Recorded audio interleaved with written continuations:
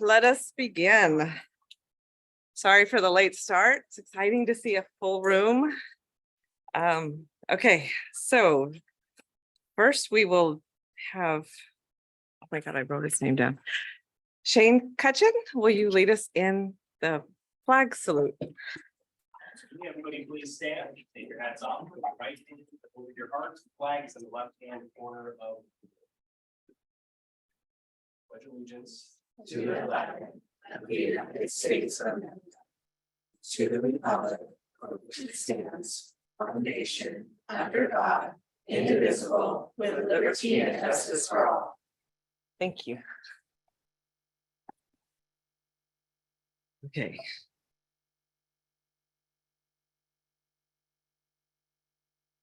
Okay, there's nothing to report out of closed session. Do I have a motion to approve the agenda for tonight, May 9th, 2023? Do I have a second? Second. All in favor? Aye. Any opposed? It is approved. Do I have a motion to approve the minutes from the regular meeting of the governing board for April 25th, 2023? So moved. Do I have a second? Second. All in favor? Opposed? They are approved. And now we get to honor our teacher tributes for 2023. Dr. Stevenson. All right, good evening. This is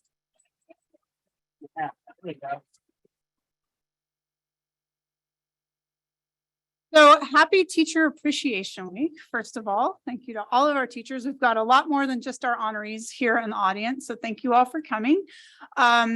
We're going to honor all of our teacher tribute honorees the way that we will do this evening. Actually, let me start by saying all of these honorees were selected by their staffs. Their staff holds all of these teachers in high regard, as we do here in the district. I've worked with many of you for many years. What we will do now is we will have principals will come up and present their teacher tribute honoree for their school. And then we will have you have a seat again. And then at the very end, we will have all 15 teachers come up here, and we have certificates and flowers for each of you and some photos and things like that. So with that, usually the easiest way to do this is alphabetical order. So we will start with Bridgeport. Come on up. And then Cedar Creek, if you could line up behind. Emblem and Foster.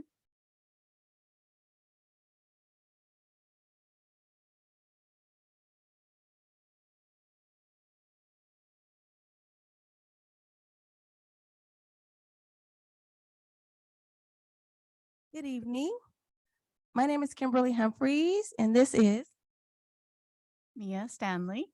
we are the admin at Bridgeport Elementary School. We have the honor and privilege of honoring Miss Shelley Doder right here.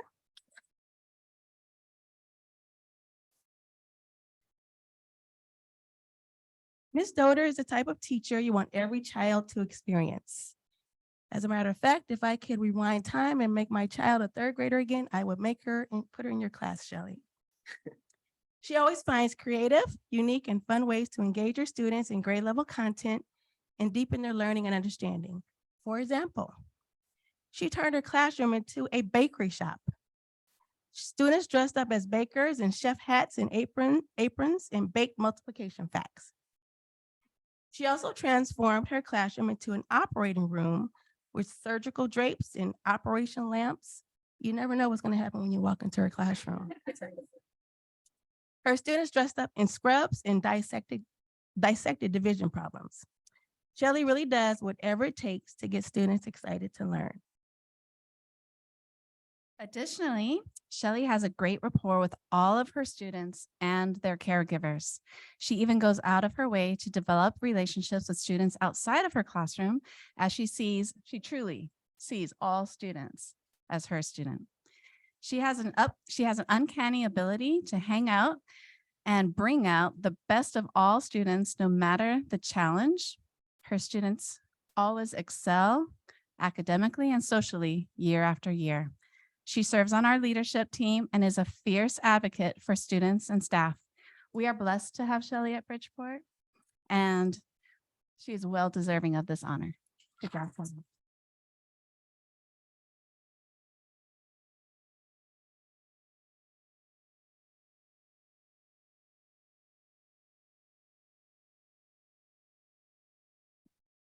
Cedar Creek. Good evening. My teacher tribute honoree is not here tonight. She's feeling under the weather, but I'm here to represent her. We've all we're so proud of her. Ms. Hines is a stellar educator who is respected by the community and her colleagues. She's an effective leader who has a deep understanding of teaching the whole child. Anytime you walk into Ms. Hines's classroom, students are highly engaged in rigorous learning. She fosters a safe environment in which students feel confident taking risks when it comes to learning. Ms. Hines' students exude confidence and the love of learning due to her hard work and commitment to fostering a warm and nurturing environment. Ms. Hines is one of our PBIS coaches. Thanks to her expertise in establishing positive student culture, our team made great strides in developing positive behavior strategies this school year.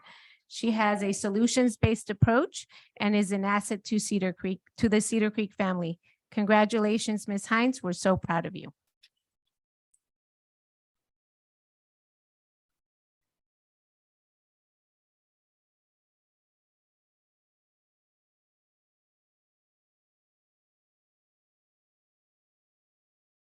Good evening. I am Dr. Moshe principal of Emblem Academy, and we have Amy King here, our assistant principal of Emblem Academy.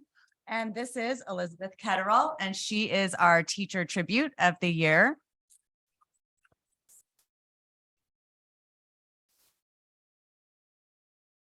Mrs. Ketterall is an absolute superstar. She aims high as a professional and sets the same expectations for her. Her rapport with her class is compassionate and kind, and her students always feel safe to come to her with anything that they are challenged with. Mrs. Ketterall supports her fellow colleagues and has many leadership roles on our campus. She has a can-do attitude, and our kids just wouldn't be the same without her. Thank you for being such a bright light to Emblem's Eagle's Nest.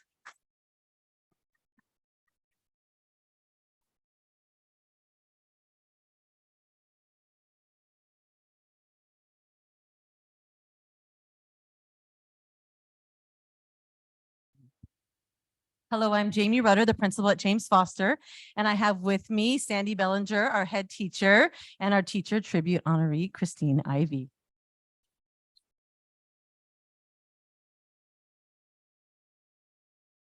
We are very excited to honor James Foster Elementary teacher tribute honoree, Miss Christine Ivy. Miss Ivy embodies all of the amazing qualities of a phenomenal teacher. She is kind, compassionate, dedicated, hardworking, collaborative, creative, and always puts her students' needs first. She also has the most wonderful approach to teaching and addressing the challenges we might face in education. Her positive attitude and warm disposition are contagious. Miss Ivy has a heart of gold, and there isn't anything she won't do for students, staff, and families. In fact, her motto is, if it can help a student, a staff member, or a family, I'm all in. She goes above and beyond to teach the whole child to ensure her students are successful and believe in themselves. This year, she served in many capacities on our campus. She is our PBIS coach, doing an amazing job facilitating the implementation of our PBIS program. Even when we decided to pilot a coding program for our school, she was on board. Something that was brand new and would require a big investment of her time, she was more than willing to take on because it was going to give her students more opportunities. I could not say enough about Miss Ivy and the wonderful things she brings not just to her classroom, but the entire school site. She is highly revered, respected, and admired in our community, and she is an absolute blessing to our James Foster family. Thank you for all you do, Miss Ivy. We are so grateful for your hard work and dedication to our school, and thank you for making it a great place to learn. Congratulations. This honor is very well deserved.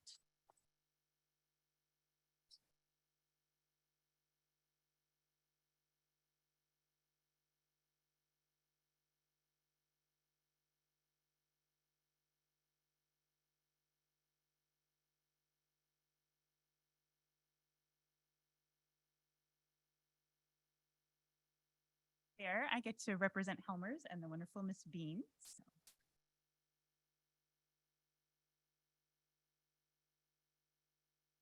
Supports all staff and students across the grade levels in her teacher on special assignment position. She is a great resource of best practices and instruction for teachers, as well as tools to assist all students with learning at high levels.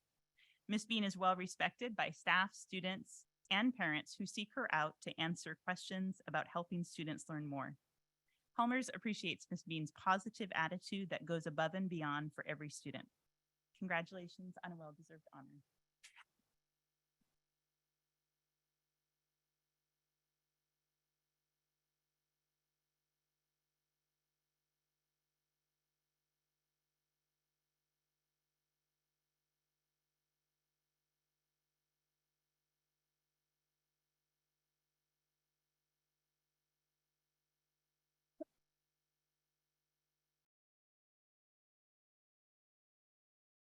Good evening. I'm Susan Bender, principal of Highlands Elementary, and this is our teacher tribute honoree, Kimberly Harada.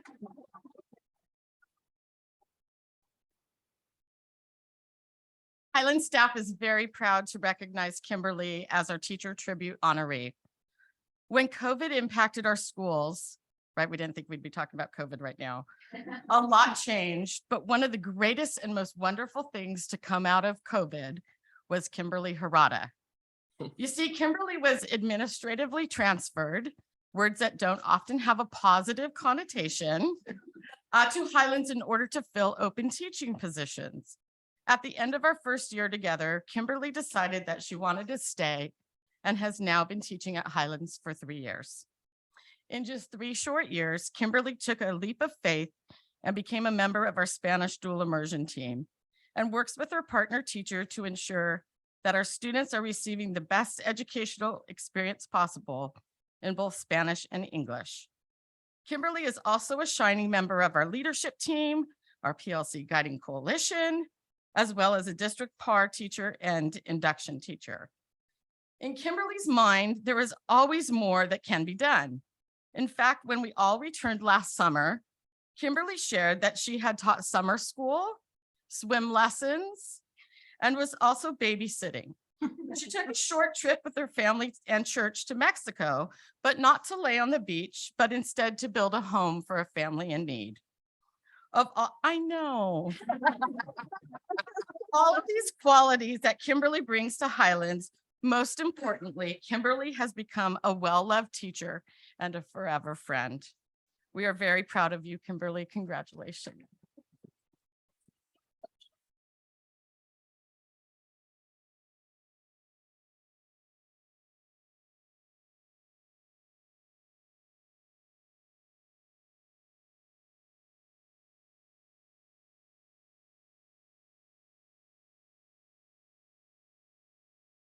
Good evening. I'm Katie Dempster, principal at Mountain View Elementary School. This is Dave Stepner, our assistant principal, and it's our pleasure to honor Mrs. Jessica Smith as Mountain View's Teacher Tribute honoree this year.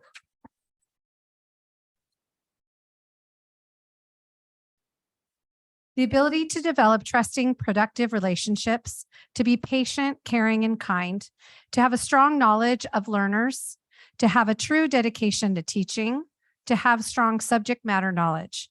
These are considered 5 top qualities to define exemplary teachers, and these qualities are all found in Mrs. Jessica Smith. It is a joy to walk into her classroom and see it filled with student wonderment, hard work, and true excitement of learning. Yes. Jessica exemplifies these traits while with colleagues as well, from being our site PBIS coordinator to being our guiding coalition, to being on our guiding coalition dedicated to ensuring students are meeting and exceeding grade level standards, to being a positive role model across campus. She can always be found with a smile on her face and offers to help anyone in need. Before teaching at Mountain View, Jessica was a Mountain View parent. Though I first met her as a soccer mom years before with our college boys, were on the same 6-year-old team. I think they were 6. We stay the same age. They keep getting older. I think they were all on the same team, perhaps. It was not surprising after seeing her support of all children as an active member of PTA that she would want the best for all of her students as well.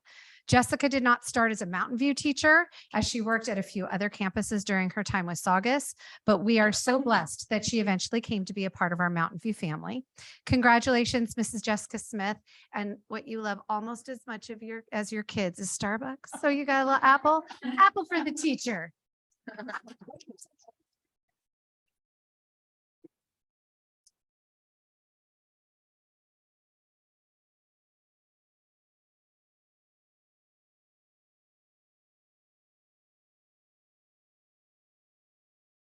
Good evening. I'm Diane DeLea. I'm the principal at North Park, and it's my pleasure to recognize Caitlin Hatchett as our teacher honoree from North Park.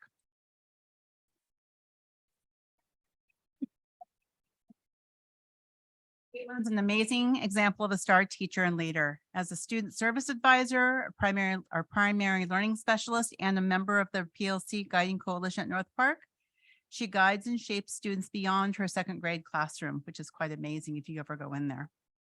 With her collaborative approach, calm demeanor, and solution-based approach to problems, she's always looking for ways to make connections and improve situations. She's beloved by students, families, and the rest of the staff. Congratulations, Caitlin. We're so proud of you.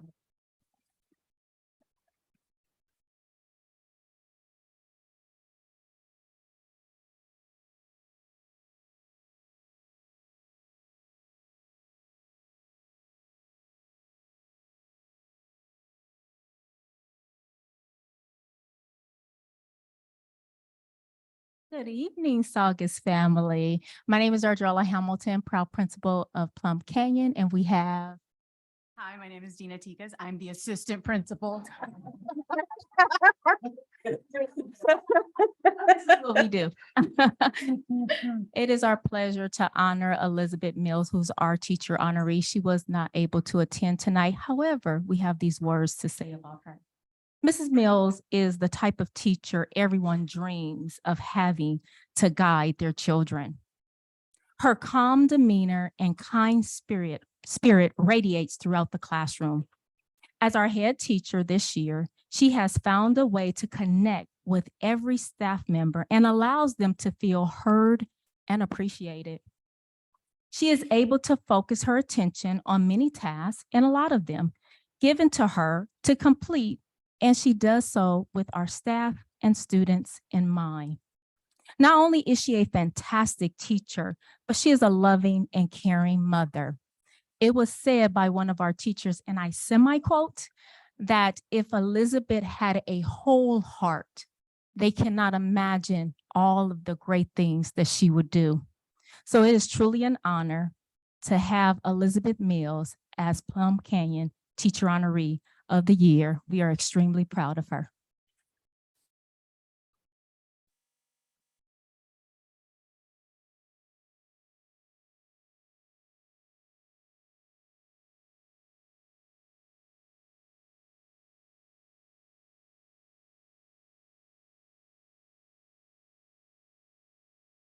Good evening.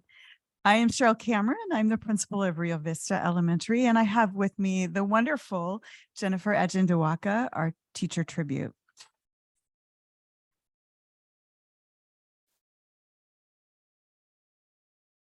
As Rio Vista's very own star educator, Jennifer Ejindawaka shines brightly in every role she takes on. She's a member of the leadership team. She's shown exceptional leadership skills. She always goes above and beyond to support her colleagues and students.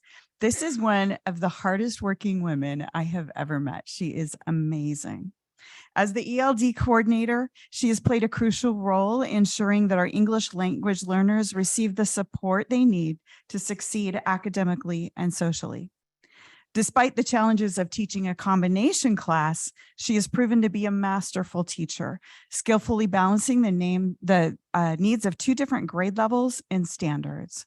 When you walk into her classroom, you can see that her students are well loved, they're comfortable in her classroom, and they are learning, and they are high achievers. Her dedication to her students and her school is unmatched. She is incredibly patient, kind, and dedicated. Congratulations, Jennifer. And we always do this as a sign of respect and a sign of love. You are loved at Rio Vista.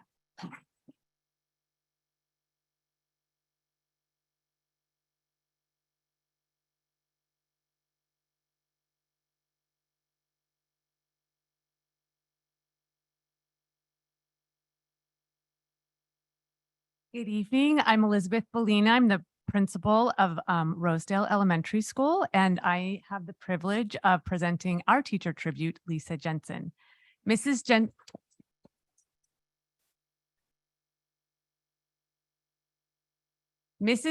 is an incredible teacher and so deserving of being Rosedale's Teacher of the Year. Mrs. Jensen is loved by her students and families and all of her colleagues, and she works hard to build positive relationships with everyone. She's a strong instructional leader who strives to help all students in her class reach their full potential. This year has been full of setbacks and challenges, and Mrs. Jensen has handled it with patience, grace, and perseverance. Congratulations, Mrs. Jensen.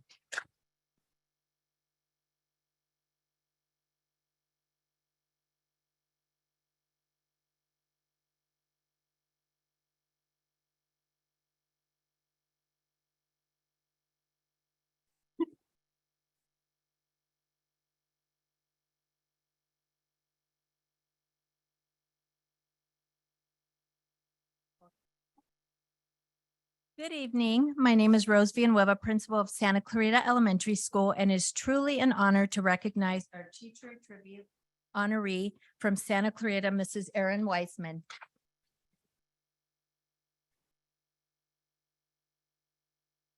I have the privilege of having Mrs. Weisman as our resource teacher and part of our Bulldog family.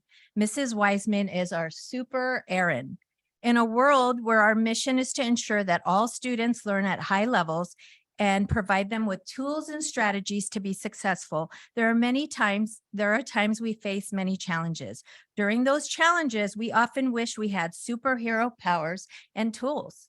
We wish we had flashes speed so we could zip from student to student, class to class without losing precious time. We wish we could fly like Spider-Man so we could get across campus when we need to. We wish we can use Spider-Man's web sling to get things from across the room. Captain America's shield would be handy to block negativity. We wish we had Iron Man's Jarvis to help manage all the tasks we have. We wish we had Thor's hair, just because it's really nice hair. And summoning lightning wouldn't be all that practical at school. Wonder Woman's lasso of truth would be handy to have sometimes, right, Mrs. Weisman? Sadly, these superpowers and tools don't exist in real life. But if we were to send up a bat signal for help at Santa Clarita Elementary School, we would get someone even better than Batman. We would get Super Erin Weisman. Wasn't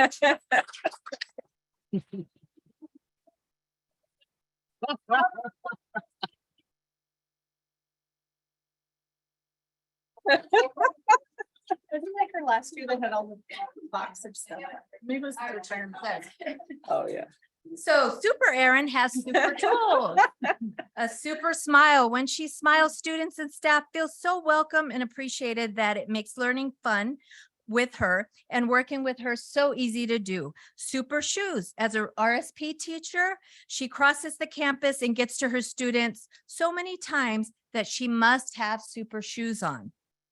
Super pencils and markers. With these, she can make a blank paper or whiteboard turn into an amazing learning experience. Super Erin has superpower. Super optimism. She always looks for the positive in every situation. Super encouraging. Her positivity makes us all feel like we can accomplish anything. Super intelligent. She's our resource expert who always finds the best way to help all our students. Super patient. No matter the situation, nothing seems to fluster her. Super Erin, with Super Erin, we don't need all those superheroes because we have Super Erin and she is here to save the day. Thank you, Mrs. Weisman.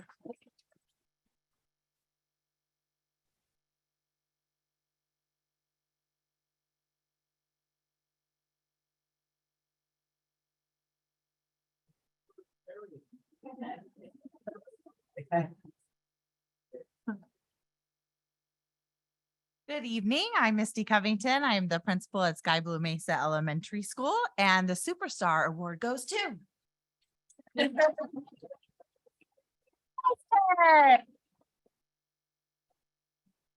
Mrs. Walston motivates her students to never stop learning, never quit, and to always improve. She works tirelessly to create a challenging, nurturing environment for her students. As a teacher leader, she strives to collaborate and support all staff members. She is a member of our leadership team, our PBIS team, our guiding coalition, and she's also a PAR provider. She's taught on many Saturdays this year, which we much appreciate. She makes a positive difference in each and every person who crosses her path. We are going to miss her next year as she moves on to bigger and brighter, and I know even better things for her future as she continues her leadership role as a TOSA in our school district. So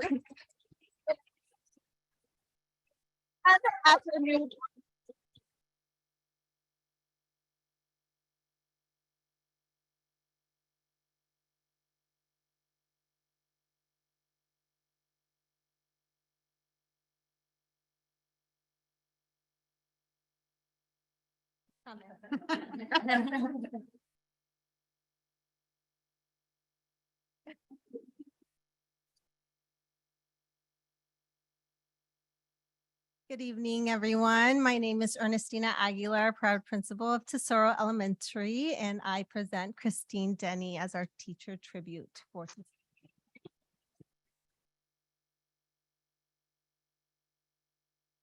As you can see, Christine shines brightly amongst many educators. She illuminates not only the classroom, but the entire school with her gifted teaching influence and her style as well. She wears different shoes, like matching shoes all the time. It's pretty cool. Her expertise in collaboration, arts integration, intervention, extension, GATE, you call it, she does it, and teacher advocacy all around have astronomical impacts on her students and our whole staff. So one memory that I will cherish forever is her piano playing while singing in an angelic voice. And as her students stand confidently and proud singing a beautiful stanza. The gift of music is one of the biggest gifts to share, and she has generously shared it with us at Tesoro. She radiates care, compassion, and love for education and children. She has guided our newest team members and comforted the most veteran ones through one of the hardest times of education. She is a great balance between firm, fair, and fun. We are honored to recognize her 30 plus teaching years in education and congratulate her on her retirement. May you realize your impact and positive influence on teaching and learning and on us at Tesoro. So congratulations.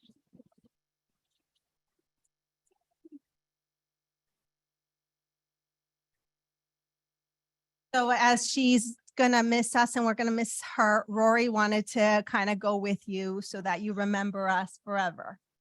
Oh.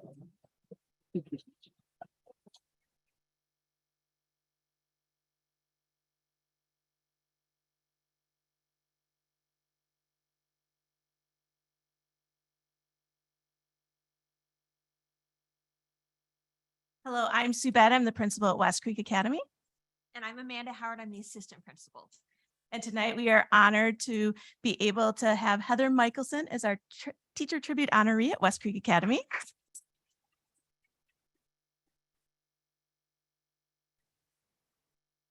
Heather Michelson shines with kindness, compassion, excellence, and positivity every day at West Creek Academy. She is our superstar teacher who helps both her 3rd and 4th graders to be able to connect and be successful with all that they are learning. Mrs. Michelson is also an impactful leader who leads with grace. She has been part of the RCAPS training for professional learning communities this school year. She takes to heart all that is shared and has brought the information and activities back to both our staff and our guiding coalition, which helps supports all students in their learning. Her influence and support impact all of our 1,027 students at West Creek Academy. Mrs. Michelson has been part of many district committees as well as being a master teacher.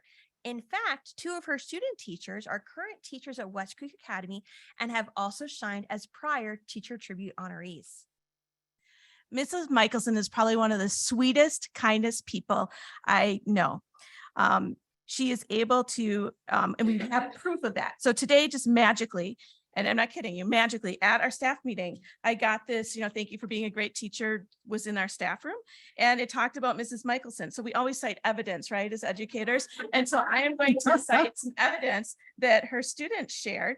And one of them, let's see, right here it is. What I'm going to miss most about Miss Michelson is her kindness. Another one is number 2. Right here. My favorite thing about my teacher is she is always kind and helpful. And then the third one is this beautiful, it's a little picture that's right over here. What does it say, Mrs. Michelson? Can you read it? Thank you for being my teacher. I don't know. You're doing great. And it says, it's kind right here, it's kind. And then the next one talked about my teacher. Oh, let's see.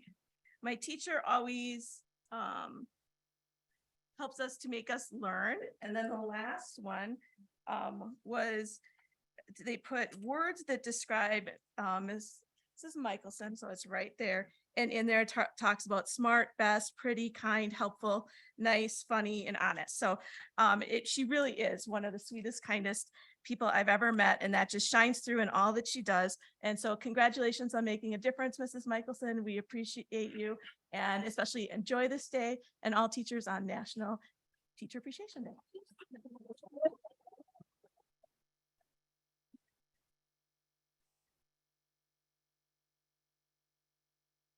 All right, if we could have all of our teacher tribute honorees come stand up here in front of the dais, and a board will present you with certificates, and then cabinet, if you could help me do flowers, that would be great.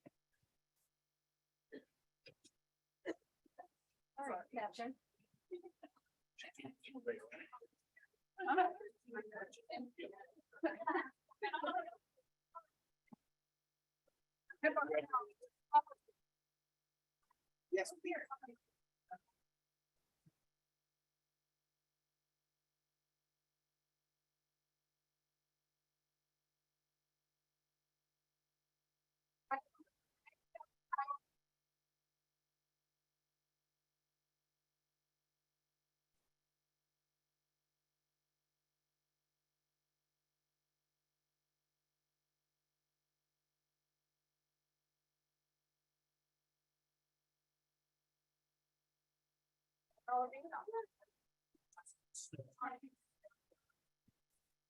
You're doing pictures?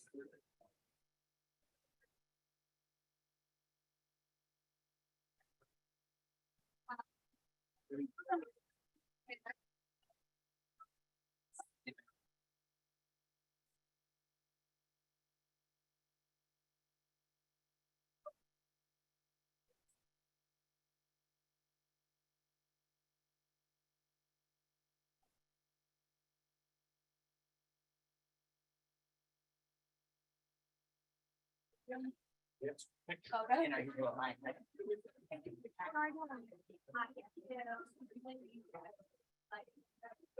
Yeah, we're gonna take a picture. We're gonna have to squeeze, but. Okay, you guys. I need a side. Just have to move to the right. This is much easier. No, you don't have to really duck down. Take it out You way just a have little to bit. turn to the side and squish. Squash. 1, 2, 3, 4, 5, 6, 7. Okay. Keep going. Here's Catherine. Somebody missed. Catherine. Catherine, come on.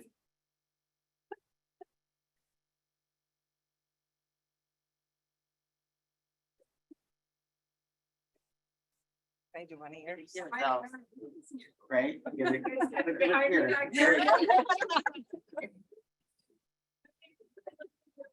I'm super proud I was being a human shield.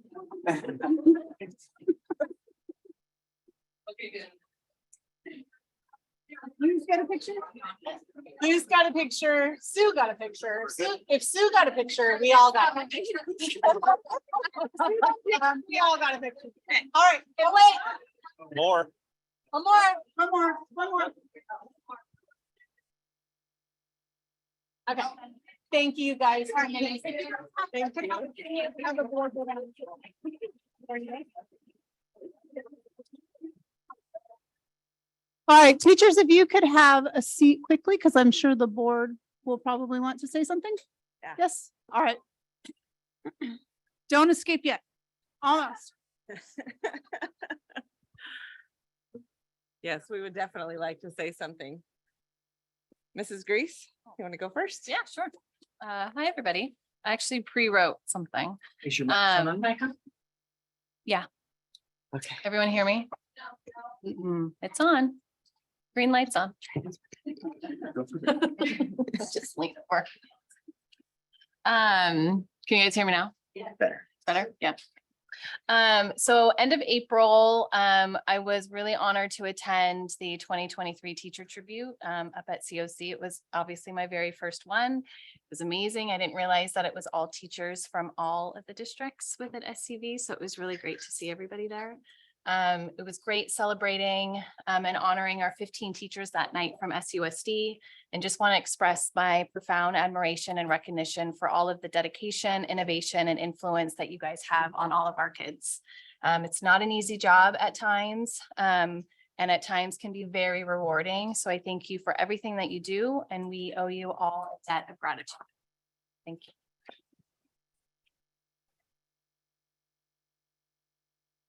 Ms. Love. I have to echo my colleagues' comments. We thank you guys from the bottom of our hearts so much for everything you do. And hearing from your administrators about all the extra tasks that you take on and how your influence reaches far beyond your classroom. We've been lucky enough, or I've been lucky enough to be in some of your classrooms this year, walk through, see the teaching that you're doing and the impact that you're having on students. We got to hear from some students that Miss Hatchett is mentoring a few weeks ago. I've been fortunate enough to have my own daughter at Bridgeport who loves Miss Dolder, even though she's grades apart from what Miss Dolder teaches, right? But it's true, your impact reaches so far beyond what you see day to day, and we appreciate you and all the extra effort that you take every day and helping all of our kids and your fellow colleagues as well. So thank you so much. Mr. Frankie. Honorees, congratulations for being recognized by your peers for your excellence. And thank you for your dedication to your profession and to our students. You guys are awesome. Thank you. Mr. Watson. I would guess that everyone in this room tonight is here because of our shared passion and dedication to providing the best possible education to all of the students of the Saugus community. But you all are the ones who get it done. And not only are you accomplishing amazing things in your classroom every day, but you're also leaders on your campus and you are role models and mentors to your colleagues. We're so grateful for everything that you do every single day. Appreciate you.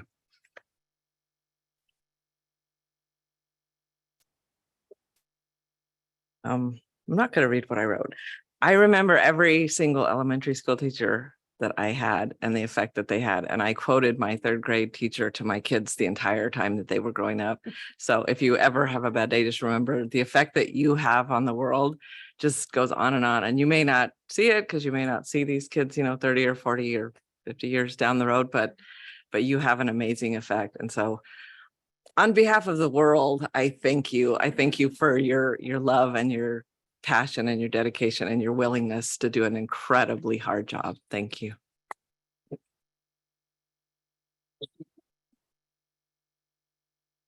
Okay. Yes, we're going to take a break for pictures.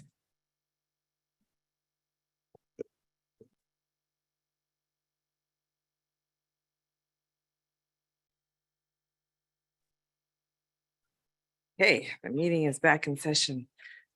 Thank you all. Okay, it's time for public comment. Right? Okay. Advanced written requests to address the board regarding agenda and non-agenda items, board bylaws 9320, 9322, and 9323 each speak to the process used by the governing board to allow for public comment during its meetings that is in compliance with the Brown Act and other applicable law. Board bylaw 9323 specifically outlines the process for members of the public to address the governing board on agenda and non-agenda items that are within its subject matter jurisdiction. Those of you that are in the back, you can take the teacher tribute spots now if you'd like to sit down. Yeah, but you gotta sit in front. Members of the public wishing to address the governing board are asked to do the following prior to the start of the public comment section of the meeting agenda to ensure that proper time is allotted to all interested speakers and topics. The speaker must either complete a speaker card for each item they desire to speak on and or notify the assistant to the superintendent of each item. This notification is requested to allow the board president to consistently implement public comment guidelines provided in board bylaw 9323. Each speaker is allowed 3 minutes per topic for public comment. The time allotted for each topic is 20 minutes. Depending on the number of persons wishing to be heard on a single topic, may require the governing board to adjust the times allotted for each speaker or the total time allotted to the topic or issue. The president of the board may take a poll of speakers for and against the topic to determine how best to allot time to each speaker and on each topic. Members of the public wishing to make public comment via telephone or virtual meeting software must notify the assistant to the superintendent via email not later than 4:30 p.m. on the day of the scheduled meeting to ensure that that person has the same opportunity to address the board under bylaw 9323 as those who are in attendance. Members of the public may also submit written comments to be included in the meeting minutes and distributed to the governing board members prior to the meeting by sending an email to the assistant to the superintendent. Please remember that state law prevents the board from acting on any matter not listed on the agenda or from discussing any such matter in detail. Okay, so we have 12 speakers on one topic and then 5 other speaker cards. Do we have any desire to reduce the time? I'm fine with keeping it to 3 minutes. We should push it to 2 minutes. We have, how many do we have total? There's 12 on one topic, which would total 36 minutes and then 5 others. 9. I'm good with leaving it at 3. Okay. Fine. Okay, Thank you. we're gonna leave it at 3.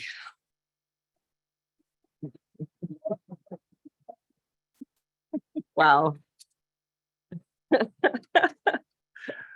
That's an interesting thing to get applause for. Thank you all for coming out tonight. Okay. I was told by Ms. Dahl, when you're speaking, please stay close to the mic. If you like, even if you turn your head, they can't hear you very well on Zoom. So make sure you stay right on top of the mic. Okay, I'm gonna call up 3 people at a time. I have Shannon Kemp, and then I'm sorry, I can't read this. Is it Raina Carl?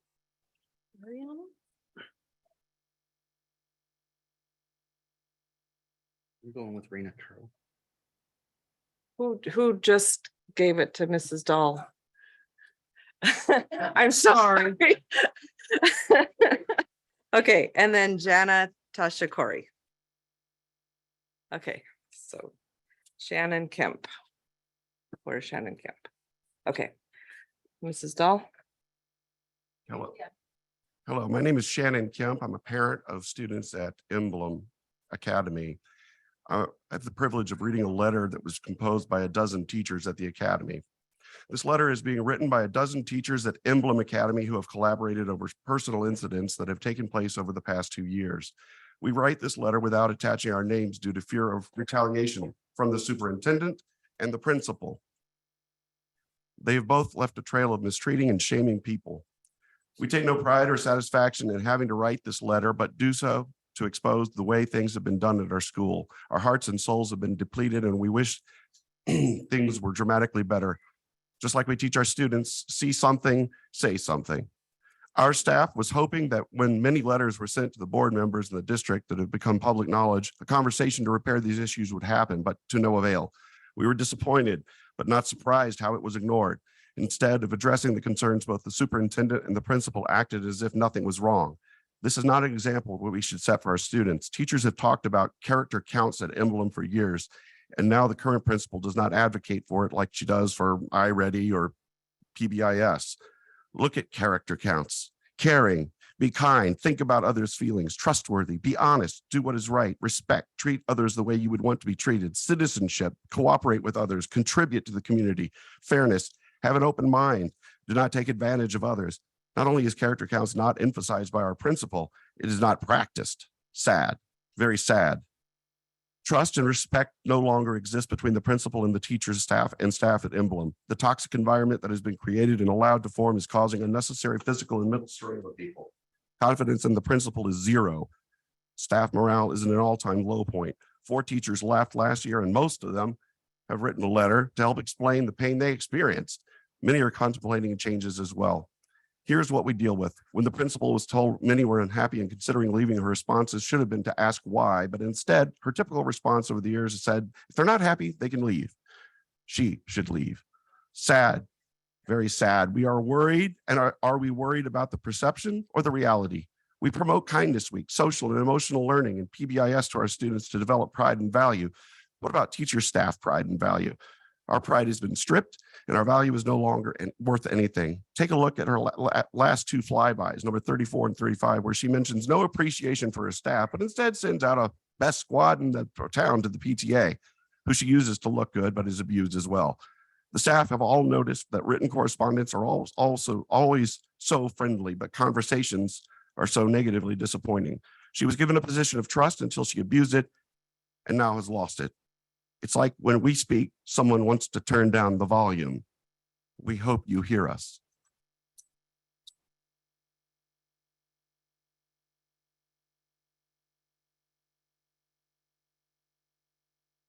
Hi, my name is Elena Covell, and I'm a parent of 2 at Emblem Academy. Over the last 2 years, I've seen Emblem change since losing Mr. Baker. We went from having an engaged, caring, outgoing, and present principal who created community at the school to a removed, disconnected, and disengaged principal from our school under Dr. Moschietti. The only communication we get from Dr. Moschietti is about attendance, traffic, and if there's an emergency. Mr. Baker would send out special messages and communications about Emblem that were positive and encouraging to help build community. He wanted families and kids to love Emblem. I rarely see a principal on the grounds of the school or for a very short time at events. When she is at events, she has very little interaction with the students or the parents. We had a principal that was a hero and advocate to our kids. And now we have a principal that does not seem to want to grow or engage with the actual school. I volunteer in my daughter's kindergarten classroom almost weekly. The lack of teacher aides this year in kindergarten is unsettling. I would not have seen this when my son was in kindergarten under Mr. Baker. I believe all kindergarten teachers are doing an amazing job, but the current classes have many children that need additional support. Since there are no aides, classes are continually disrupted and teaching is stopped to manage a few students.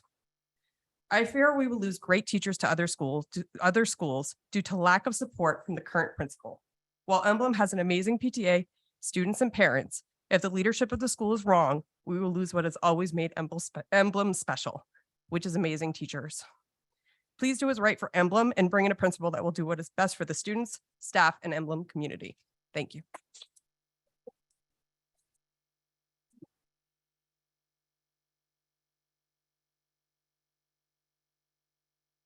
Good evening, Saugus School Board members. I want to thank you for the opportunity to speak to you this evening.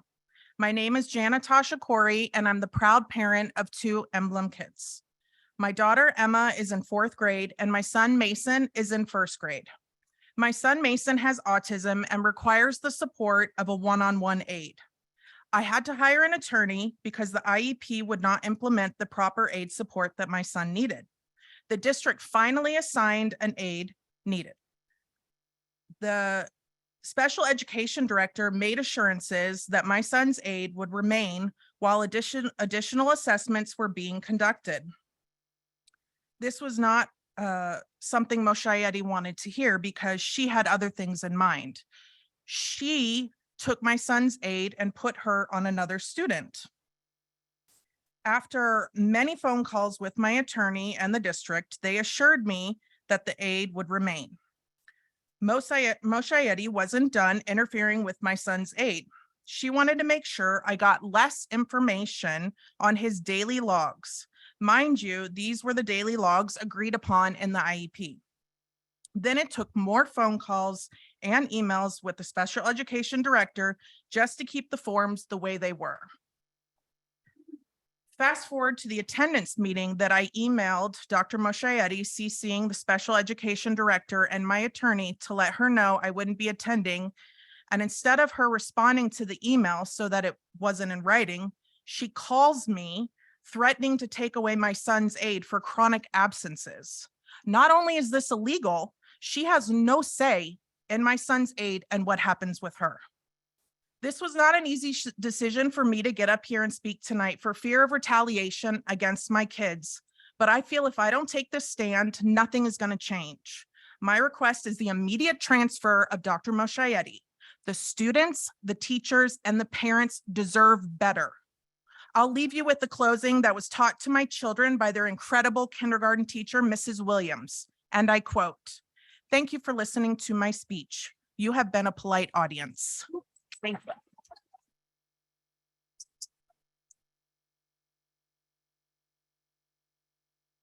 Our next three speakers will be Christine Lavold, David Williams, and Desiree Teslar.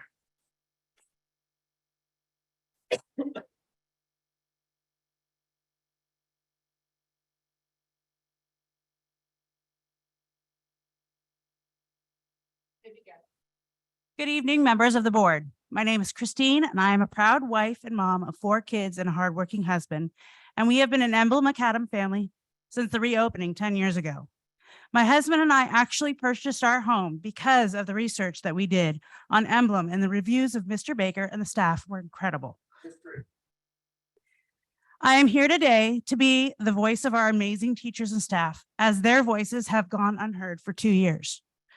The teachers and staff and maintenance crew have been what holds this school together and have worked as a family. When Mr. Baker was principal, Emblem was a warm and welcoming group of people who loved coming to work every day. But for the past 2 years, we've had Dr. Moshayetti tear down these loving, supportive teachers and amazing staff, as she has treated them as if their opinions and voices meant nothing. Her holier than thou mentality and verbal abuse have beaten our staff down and created a toxic workplace at Emblem. We're all missing how Emblem was a place where many parents would volunteer daily just to be around that family feel, that positive and supportive, but now has been placed that a place that we avoid, not because of the teachers, but because of the administration.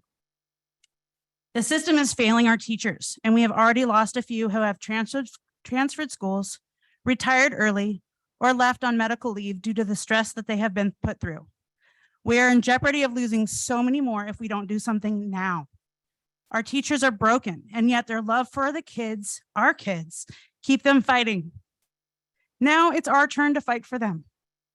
The hardest part for all of us is that they, as well as the parents, are afraid to speak up for fear of retaliation. Yes, I said retaliation.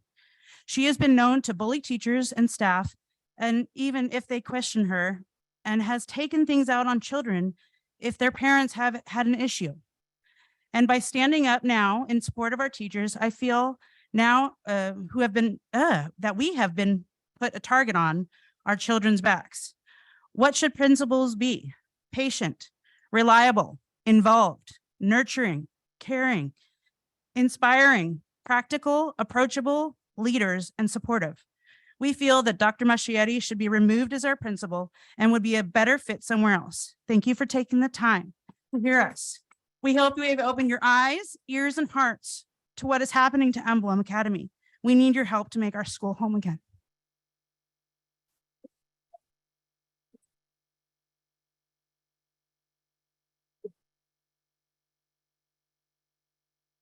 I am writing today to discuss the leadership style of Dr. Sahar Moshayetti at Emblem Academy. Since Dr. Moshayetti started 2 years ago as Emblem's principal, she has failed to continue the strong legacy left by her predecessor. She has negatively changed the school's climate and tone. Emblem no longer has the warm family feel to it. All my interactions with her have been brief and unproductive. Last year, my son had an issue in his third grade classroom. A student with special needs was making him and the entire class feel very uncomfortable and unsafe. My son was not able to learn in this environment with daily stress in the classroom. I emailed Dr. Moschietti discussing my concerns, and she did call me back. When we had our phone conversation, she quickly spoke, did not give me pause to allow me to speak or discuss my concerns. She railroaded me, and she said that it'll be taken care of. It was not a conversation, and my voice was not heard. I feel that she truly did not want to assist me and quickly brushed me off. In addition, this past year, my son was a participant in the PTA Reflections program. He received an award, and unfortunately, I miss watching him receive the award because they decided to have it start early at 4:30. My son was heartbroken, and I had made it 5 minutes after the presentation. An administrator that understands working families, a family life, should have started the program after 5 p.m., just like in times past. This would allow working parents to get to school activities on time. Dr. Moschietti had told the PTA representatives she did not want a late meeting. I understand she lives an hour away from Emblem, but as a principal, it's her job to stay later to host school events. I also helped clean up after this event. She never once acknowledged me for my assistance and ignored me completely, even though there was only 10 people left at the end. By scheduling this event early so she can leave early, I felt excluded and not important. My son, a current 4th grader, is afraid of her. He says she is not kind, does not smile at students, and is not friendly. He said during recess, when she's walking around, kids run away from her. Shouldn't a leader in education be approachable? Not only am I a parent, but I'm also a husband of one of Emblem's beloved teachers. My wife, Emily, is also scared to speak up because of her fear of retaliation from Dr. Moschietti. She has been quick to judge and always condescending towards my wife and other staff members. My wife has been on leadership, received teacher tribute honoree at both of their school sites she has worked, and has played an active role in the school ever since the reopening. Now she feels like there's a target on her back due to the way that she is treated. Thank you. Thank you.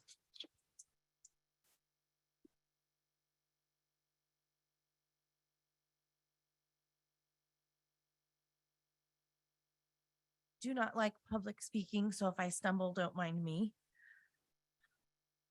Okay. Oh, better? Yes. Okay. Hello, Saugus Union School District, district board members, parents, and staff. My name is Desiree Teslar, and my daughter, Abrielle Teslar, has attended Emblem Academy since kindergarten and is now in 4th grade. She's in the regional autism program. She was diagnosed with autism and epilepsy. We love our school and our staff. We have never had a problem there. When Sahar Moschietti got hired to be our principal in 2021, that all changed. She started by talking down to me and even yelling at me 3 times about my wrap pass not being visible, my truck and the wrap drop-off not being close enough to another parent's bumper, and my daughter's absences due to her doctor's appointments at Children's Hospital. She claimed that doctor's notes do not matter. An absence is an absence. She also said that I need to bring Abrielle into school sick so the nurse can see that she is ill, and then Emblem will release her to me. I did that one time when she was very, very sick and brought her in her nightgown. Before I even took her to urgent care. Sahar told Kristen Cruz, who is amazing, by the way, that she didn't understand why I brought my daughter in. The principal says a lot of things to parents and staff that she claims she did not say. My daughter goes to Children's Hospital Los Angeles for neurology, dental, ophthalmology, and ophthalmology. Due to her autism, it is the best care for her. Due to Abrielle's autism, she also has an extreme amount of energy and sometimes has trouble sleeping. On March 16th, 2022, I had a SART Zoom meeting with Sahar when she asked me if medicating my daughter to go to sleep was an option. Right away, I told her that was not an option. She claimed some parents take their children to doctors and get them on medication, and that helps. I again told her I am not medicating my child. That is not an option. Later that week, I went into the office to sign the paperwork for that meeting. It did not include Sahar's inquiry about medicating my child. I insisted it be put on there before signing. She got upset and told me come in her office very sternly. I assumed it was so she could be alone with me again and yell at me like she has 3 times in the past. She proceeded to raise her voice at me again, like I suspected, with her hands on her hips, standing there, and told me she isn't putting that comment in there because it didn't happen. And she didn't care if I signed it or not. I was sick of her continued harassment and talking down to me. I was at my breaking point with the disrespect. I called her a bad name, which I have never done to an education professional in my life. And I told her she cannot harass me or my child anymore. I put in a comment on the paperwork that she asked about medicating my daughter. Then I signed it. She then put in a comment that my comment was not true and signed it herself. Thank you.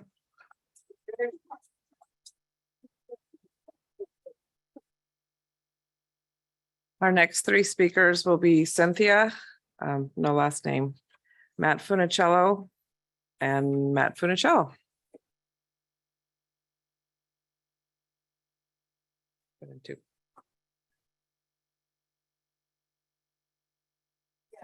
Hi, my name is Cynthia. I'm also an Emblem parent. I'm here speaking on behalf of a teacher who wishes they could be here, but they're not here due to the fear of retribution and retaliation. So I'll be speaking on their behalf. Dear governing board members, good evening. My intention of writing this letter is to give you a bit more insight into what is happening at Emblem. I wish I could stand up at this board meeting and address you directly. However, like my Emblem colleagues and our Emblem parent community, I'm legitimately fearful of retribution and retaliation from our principal and our superintendent. We are scared to put targets on our backs. We are very concerned, and the time is past due for us to come forward. Our Emblem community needs your help. I'm asking that you listen to parents, teachers, and community members and make an administrative change at Emblem Academy. I hope you know that our Emblem teachers are amazing. We work very well as a team of caring, hardworking, professional, highly effective teachers who have created a community with their students and family and each other. I have been teaching for over 25 years and have never been in such a toxic and hostile workplace. Our teachers deserve better. We are unilaterally told that what to do instead of ever being asked for input. Dr. Moshetti seems to target certain teachers and grade levels, and most of their teachers are coming to school with pits in their stomachs. When we get a phone call or when she enters a room, we feel a sense of fear and dread. Staff meetings have become silent gatherings where we are afraid of making eye contact or asking questions for clarification for fear of being called out by Dr. Moshetti, which has happened often. Many teachers have been reprimanded simply for advocating for our students and their needs. Emblem used to be a school where we worked as a team. Now it is a place where we are given ultimatums and directives and fear retaliation. It feels very much like we're being bullied, and this is supposed to be a district where we don't tolerate bullying. When meeting with my therapists and doctors, they have likened it to an abusive relationship and have encouraged me to leave. But I do not want to have to leave my Emblem family. Our biggest concern is that Dr. Moshetti does not seem to be comfortable around or care for the kids. I have witnessed numerous times where she deliberately walks away from students in order to not interact with them. Dr. Moshetti came into one classroom and a student asked her to join the class in the activity they were doing. She looked straight at the student inviting her and turned around and walked out of the classroom. No interaction, no communication, nothing. This is very typical behavior from her. The kids have quickly learned that the principal is unapproachable and largely unsympathetic. I have seen her standing and watching 2 students arguing and pushing each other. She stood close by and silently watched, not intervening at all, until a teacher came to break up the students and de-escalate the situation. The students don't have much connection with her and always go to our assistant principal instead. There are endless stories along the same lines. Our students deserve better. Parents have come to us with many shocking stories of rude and dismissive interactions with Dr. Moshetti, but I will let the parents tell their own stories. When we ask the parents why they haven't complained, they answer, we trust the teachers and we know our kids are in great hands inside the classroom. Our parents deserve better. Thank you.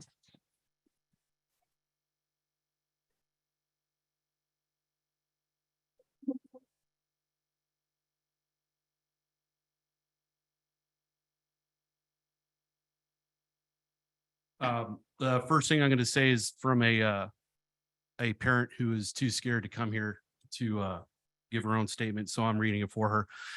I am a parent of a student at Emblem Academy. I'm addressing my concerns about Dr. Sahar Mushietti.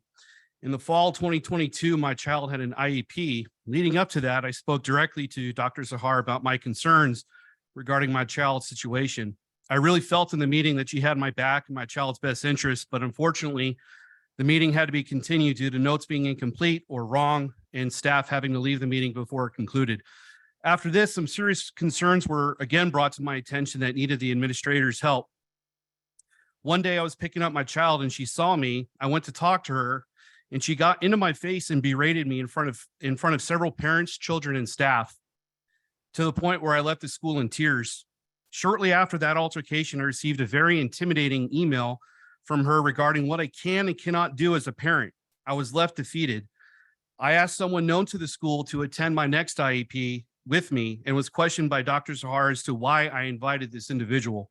That is of no concern to anyone who I was going to invite to sit in and listen on my child's behalf. I was so scared and concerned that there would be backlash to this individual, so I invited somebody else that wasn't known to the school to protect them from retaliation. At that moment, I felt as though I had no voice for my child and that I had lost my right to speak up, because when I would look at her in the meeting, she would glare at me. It gave me the feeling that if I spoke up and addressed my concerns, my child would suffer the consequences and the repercussions. Sadly, the seriousness of my concerns have never been addressed, and she got her way as I now stay completely away from her and her radar, as I feel that she has it out for me as a parent. What I should have done is gone above her and addressed this with the school board and hired a lawyer. The feeling of safety and trust is no longer there due to her and how she treated me. Even my child is aware of how I was treated and still talks about it. I hope the right decision is made for our amazing school, our staff, and our parents, but most of all, our children. Please remove her as principal so the Emblem Academy community can once again be something everyone wants to be a part of. Thank you.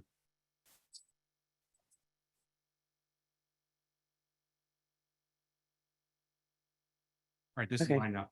Good evening. During my time in the Marine Corps as a deputy sheriff and now at my current job, I've had the honor and the pleasure of serving and working with outstanding leaders over the years. I've also had the displeasure of serving and working with some really bad ones as well. The good leaders show the classic signs of as such: prioritizing troop welfare before their own, leading by example, accountability, empathy, positivity, etc. These qualities can make the subordinates not only follow them without hesitation, but learn from them, support them, and more. An example would be my former company commander, who I swear to God to this day I would follow him to the gates of hell with gasoline-soaked skivvies. The bad ones show the classic signs of such as well: selfishness, personal welfare over their troops, lack of accountability and responsibility, use of fear to gain compliance, abusing their power, blaming others for their failures, etc.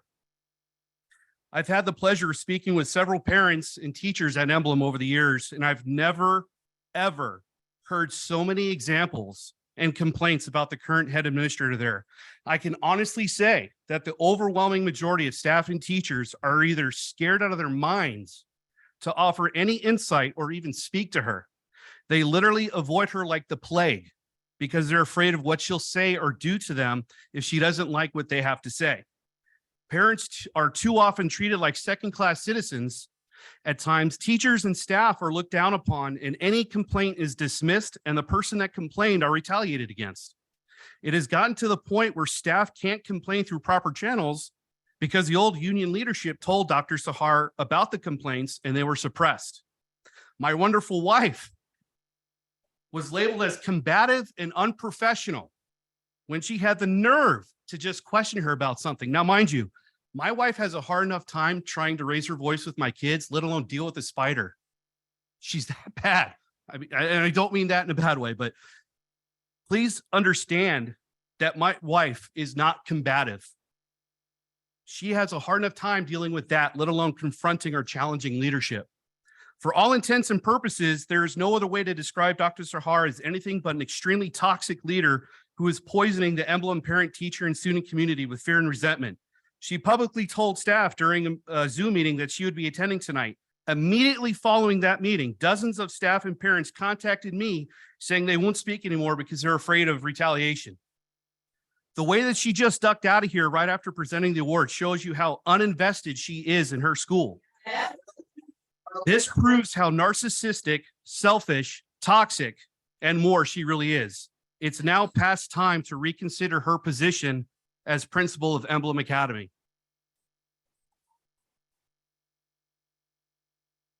All you rap parents, I got your back too.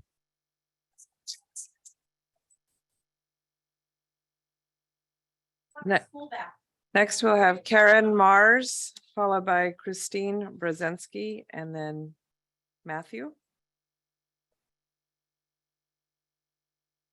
Hi, I'm Karen Mars, and I have had grandchildren at Emblem Academy since 2013. I currently have 2 grandchildren there, and I volunteer 2 days a week. The first concern, I've heard several of them mention it here, is I want to talk about safety and liability. So, board, you have a principal who is telling parents, more than one, you've heard it several times, that if their child is sick, they must bring them in. They must bring them in because we don't trust our parents to make these decisions. You have to come in and have the nurse. In the age of COVID, RSV, strep, and a myriad of other contagious diseases, what's the liability here? And who are we protecting? She's bringing them in so that she can get a mark on the attendance calendar and send them home. This isn't right. This endangers all your students, your staff, your families, your volunteers. It endangers everyone. Also, we can have better attendance numbers. Let's talk about classroom safety. I volunteer in 2 different classrooms in Emblem. I volunteer in Mrs. Williams' class, and I'm going to tell you that classroom support and safety is non-existent. While volunteering, I have seen children with behavior problems throw things, headsets, computers, clear counters, walk out of classrooms. I've seen her call for help and no one comes. No one comes. All right. I have a quote from another parent that says, "A child in my daughter's class exhibited aggressive behavior such as throwing things, hitting, and kicking. It took 6 months of parents pleading with the principal to address the situation. And even then, the improvements were minimal and only achieved through the efforts of the teacher, not the principal or outside sources." In the last week, within the last few days, there was a kindergarten student who pushed another student off the top of the slide, not down the slide, off the top of the slide.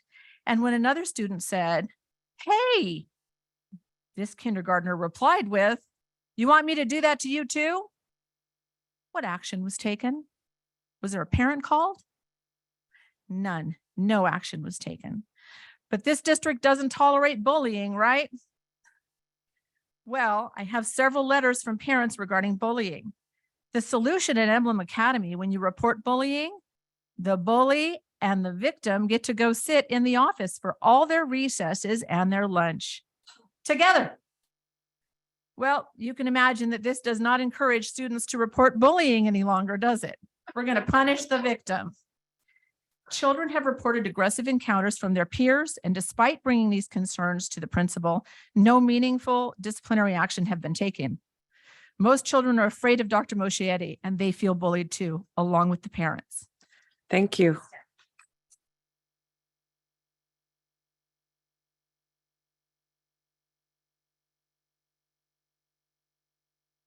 Hello, my name is Christina Brzezinski. I am a parent of Freddie Vargas, who's a part of the RAP program since he was in preschool and is currently in 1st grade. Back in 2021, towards the end of the school year, I had a meeting in person with Dr. Moschetti due to my son's absences and tardies. During that meeting, I explained to her that my son kept getting ill and that the protocols for COVID that were in place clearly stated if your child is sick or has COVID-like symptoms to keep them at home. This was before we had at-home testing. Due to my son's autism, it is very difficult for him to understand that when I give him medication, it will help him feel better or it will make him or it will help him get better. He often refuses to take it or he has a difficult time for me giving it to him. He does not understand that washing his hands often will protect him from germs and staying 6 feet apart from others would protect him from getting ill. He had a difficult time wearing his mask and keeping it on. He did not understand all these rules in place, and I felt it was unfair for him because he didn't understand the precautions and why they were necessary. Dr. Moschetti could not understand that and didn't seem compassionate to it. She told me that if that's the case, I need to take him to the doctor every time he's out sick and bring a doctor's note in. I then explained to her that doctor visits are very traumatic for my son and that they are very difficult for me to take every single time, especially when I know he's only sick and it's not life-threatening or needing medication to make him better. I would rather just keep him at home so he can recover and not spread germs to his classmates and his teachers. She said if I didn't have a doctor's note from now on for any absences in the future, that she would report me to the school board to have my son removed from the RAT program and that he would lose his privileges of being in the RAT program. She also stated that that the school board would issue me a truancy ticket and a fine. She also told me that she would also call CPS on me for neglecting to take my son to school. I was in shock and frustrated that she did not understand my son has autism and with that comes challenges and that typical general ed students may not have. And it's unfair to him to be treated this way. Then she asked me why my son was tardy so often. I explained to her that part of autism is that my son has difficulty time sleeping and often wakes up at 3 a.m. and does not go back to sleep until 6 or 7 a.m. As a result, I have a hard time getting him up for school when he has no sleep. There was another reason he was missing school. I also struggle with getting him to school on time because I'm a single parent and have 2 other kids at Plum Canyon and started school at the same exact time. She told me I need to have my 2 other children walk to school so Freddie could be on time to school. So for the rest of the year, in fear of having CPS called on me and in fear that my son will be removed from the RAT program and be fined a truancy ticket, I had to make my children who were in 5th grade at the time walk to school every morning so Freddie could be on time for school. I also began sending Freddie to school when he was sick or had no sleep. He often would fall asleep in class all day, or the school would call me to come pick him up because he was too ill to be in school. I shouldn't have to be scared of the principal at my son's school and make my child suffer because he does not meet her expectation of what my son's attendance should be. It's not fair that she does not understand autism and she doesn't care to understand it. And us as autism parents suffer because she does not meet, because he does not meet her expectations and because she lacks the basic understanding and compassion for children with autism. Dr. Hawkins, I appreciate you reaching me out after you received my letter, and I'm looking forward to having that conversation with you. Thank you.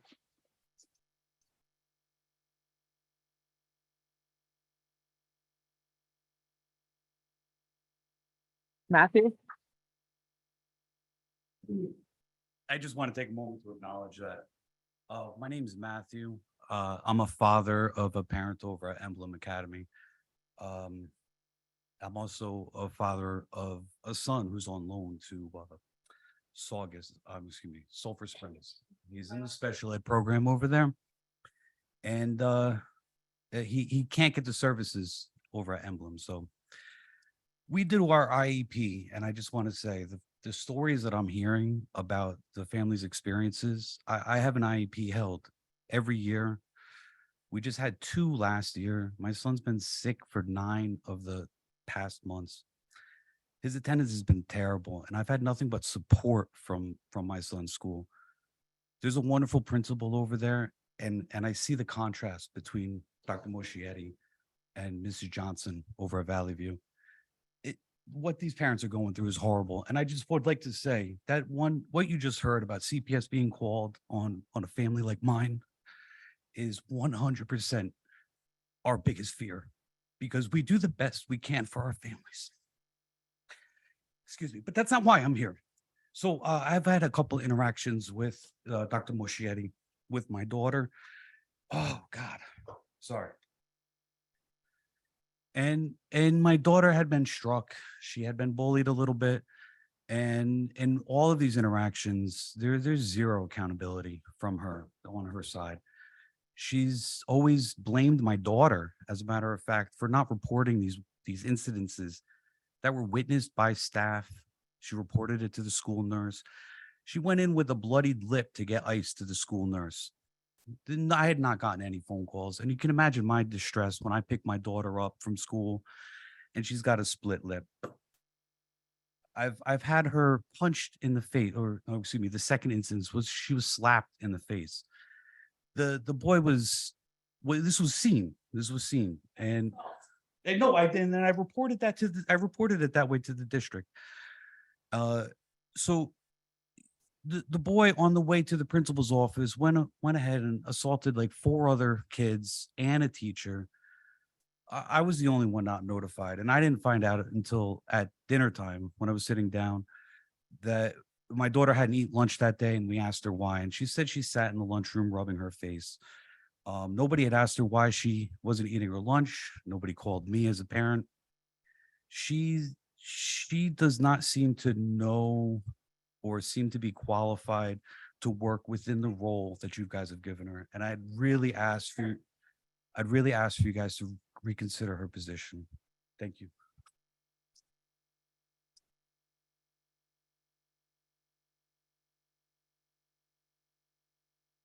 Our next 3 speakers will be Martha, Zanzi Neblet Ray, and then Matt Funicello has another card.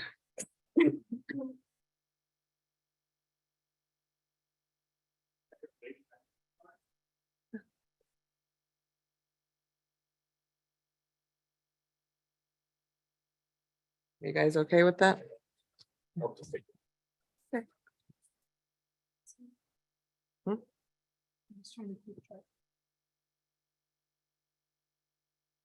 Okay, whenever you're ready, Pam. Hello, my name is Martha. I am a community member and a parent in Santa Clarita Valley, and I'm here tonight to, first of all, I want to address a couple of things.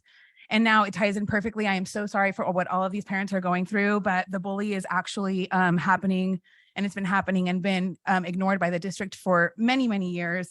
I encourage everyone in the public and you guys as well to go to the Office of Administrative Hearings to see exactly how many times this district is in litigation with community members, parents within the schools, not because of lawsuits only brought against them, but because of lawsuits that they bring against parents who are not signing the IEP when they are unsatisfied with the IEP presented to them by the school. So I am hoping that now that parents are coming forward and that they are giving you specific dates and time of this illegal activity that is happening by this principal and stuff that has happened for many, many years, things that have been brushed under the rug. The other thing that I'd like to address is I have been in the Santa Clarita Valley for 20 years, over 20 years. I used to have bakeries out here, and I have supported 13 of the schools in this district since 2011 for every bake sale, fundraiser. I volunteered time. I donated cash money. I did it because I care about children. And so when I see emails from the California Teachers Association president to this board talking about how I am a parent that is spreading gossip about what is going on because something was exposed, yet another situation where a child put other children in their classrooms at risk of something dangerous or traumatizing. That is how you guys, and that is how this teacher, this CTA president feels comfortable talking about community members that have been doing nothing but supporting children with no skin in the game, with no kids in that district. And a lot of you guys don't have kids in this district either. So my opinion, my tax dollars, my volunteer work, the amount of dozens and dozens of times where I have had special education kids come into my bakery so that they could decorate cookies and decorate cupcakes with no skin in the game, no marketing, no anything, just because I love freaking kids. So I would appreciate it if everyone took the time to go to this. And then there's also Accountable SCV contacted me to let me know that to ask me questions about why this was being said by Liz Hand and referring to me as someone spreading gossip in the media. The reason I went to the media is because stuff like this gets swept under the rug all the time. And every time letters get sent, as a lot of the parents here who are brave enough to finally come forward because they fear retaliation, they fear being ignored, and they fear it for very valid reasons. So you guys need to step up and do something. Stop talking crap about the parents that are doing the right thing for the kids, because we're in this for the kids. And if you guys are too, then we can stop pretending that these things aren't happening. Talk to the parents. Let us know if our own children were exposed to something dangerous or traumatizing. Quit thinking about your numbers. Quit thinking about your stats.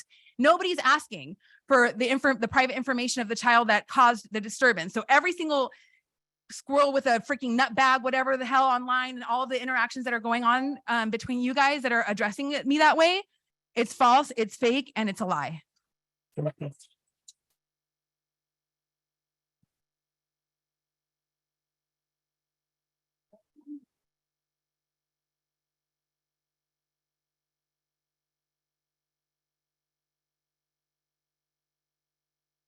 Good evening. Good evening, Saugus community and family. Dear board members, the parents of the Special Education Program, SEPC, at Charles Helmer Elementary School are united this evening to convey our concerns on various events that have directly affected the quality and education instruction during the school year. In many ways, this has jeopardized the safety of our children due to the lack of classroom support, academic structure, and curriculum based on each student's individualized needs. We have expressed collectively, individually, and in meetings our concerns regarding the inconsistency of each student's identified goals. These challenges have been brought to the attention of Charles Helmer School administration, resulting in sometimes with intimidation and demeaning replies from the principal, Miss Michelle V., who's in the room tonight, and Director SEPC Darcy Quinn, who I believe is also here. As a result, 2 student families felt they had no choice but to transfer to another school for what was perceived as unwillingness to make the necessary changes for each student's academic needs. Through observation, volunteering, and classroom, we witnessed a lack of one-on-one support stipulated by each student's IEP. The lack of support have resulted in the students exhibiting an increase in distracting behaviors, not meeting their IEP goals. They have intensified and due to continued failure to provide each student with the needs based on their IEP.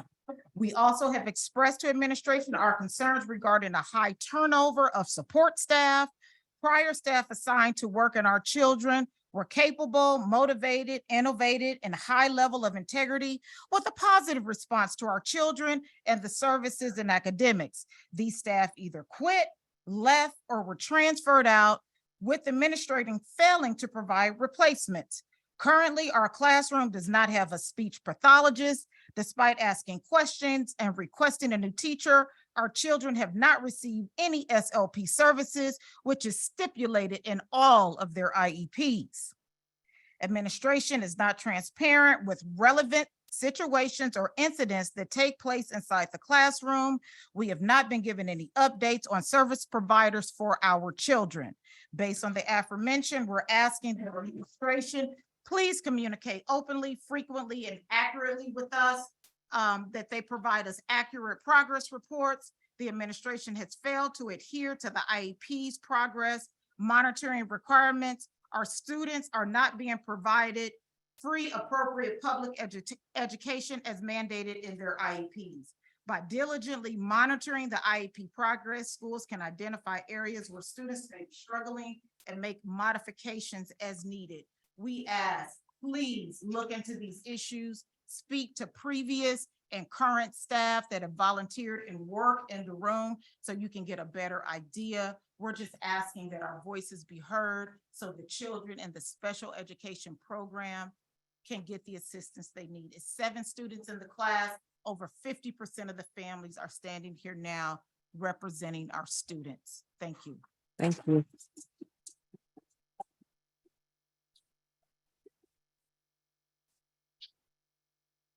Okay, after Mr. Funicello, will be Marcy and then Deanna. If it's allowed, I'd like to yield the balance of my time to this gentlelady. Thank you. Thank you. I appreciate your time. I'm a parent of a student who attends the RAP program at Emblem Academy. I'm addressing my personal concerns with Dr. Mosheyetti.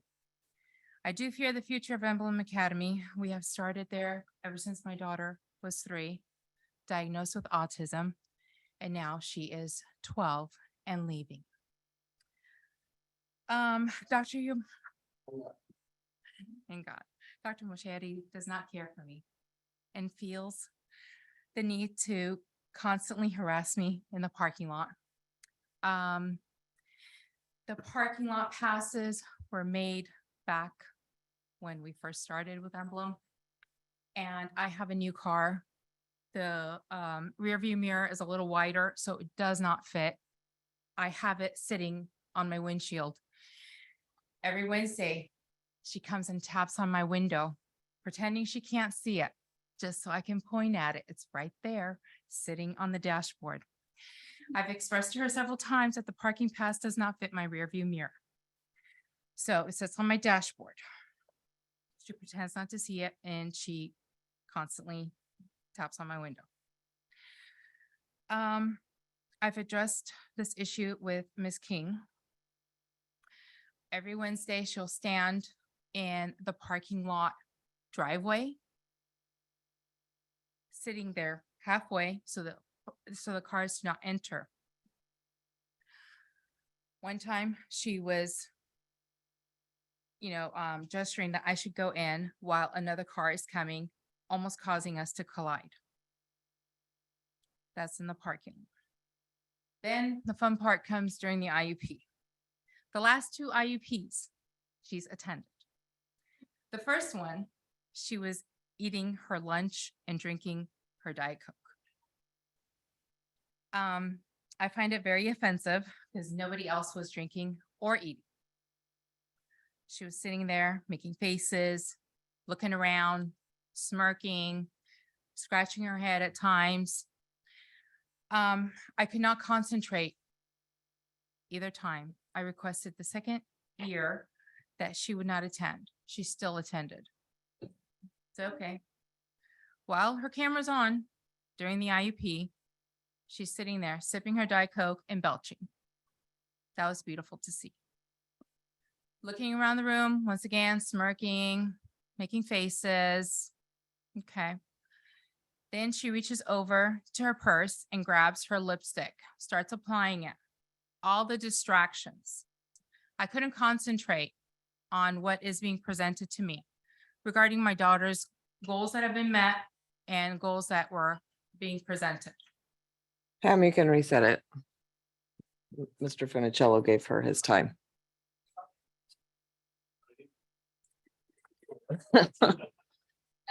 I asked Miss Stephanie McKenney to please excuse her from the meeting because I could not concentrate. Dr. Moschietti started yelling at me and she refused to leave. She lashed out and she says, "Why am I being excused?" I said, "Because you're being very rude and disruptive and I cannot concentrate." She refused to leave the meeting, and that's when I requested that we meet again at a different time when someone else from the district can come and meet instead of her. She never apologized about her rude behavior. In January 2023 and March 2023, my daughter was absent a few times. Due to her medical conditions, my daughter has seizures. So when she has a seizure before school, she has to nap. I automatically message the teacher, "We're going to be late." It's out of my control. I also got a threat letter. And that's why I'm asking the district for what is the rules and regulations regarding absences, tardies, because I too was threatened. Her behavior once again demonstrates a lack of respect and professionalism towards her own staff and colleagues, yet alone parents. I urge the removal of her position immediately as a school principal. I thank you for time. Thank you. Thank you.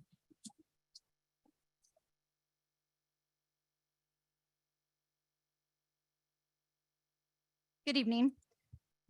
9 years ago, I sold my home to move to the great school of Emblem. I moved my entire family and bought a home so that my son could go to school with some of these amazing teachers that are here tonight. Now I have a child that is 4 and I'm requesting an interdistrict transfer because I do not want my child to go to Emblem. She should not work any longer as a principal, and she should not be transferred to any other school in our valley. She does not deserve to work with children.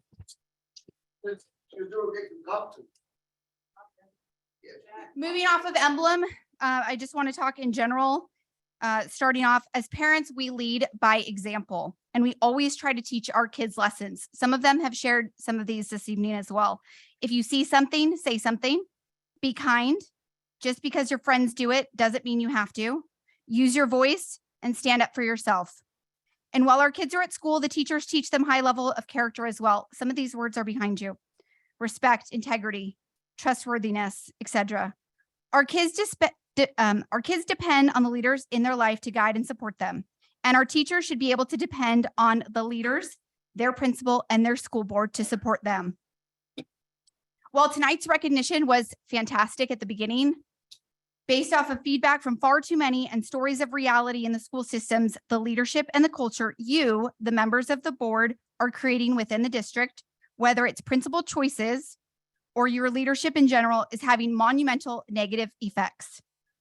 Teachers do not have a voice. They are not allowed to stand up for themselves for the fear of retaliation that you heard over and over again this evening.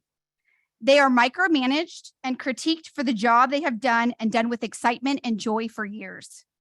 They are losing their passion and they are losing their patience. You haven't done much or anything. Equity in the workplace is also being affected. Currently, upper grade and lower grade teachers work the same number of hours and are paid the same. Lower grade teachers have been told they are allowed to tutor after their students leave from 2 to 3, while upper grade teachers are still teaching. By tutoring, they can earn an additional $50 for the hour. When the lower grades fill out their time cards, they are told by you all to state that the hour of tutoring is happening from 3 p.m. to 4 p.m., not 2 to 3 when it actually is. Again, you are setting an example to our teachers that they are forced to lie, falsification of records, and really just not fair to our upper grade teachers. Again, their leadership is asking them to do this. This is not how leaders that impact our teachers and our kids should be. Please, we need change.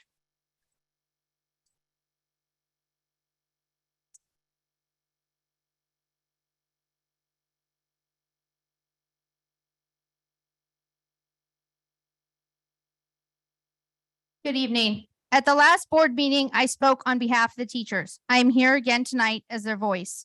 Your teachers are continuing to hesitate to speak up.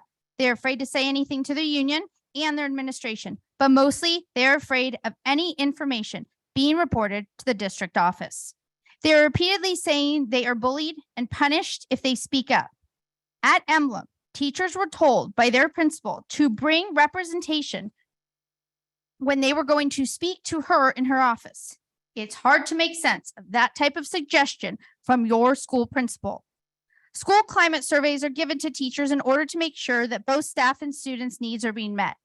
A thorough survey's components should assess engagement,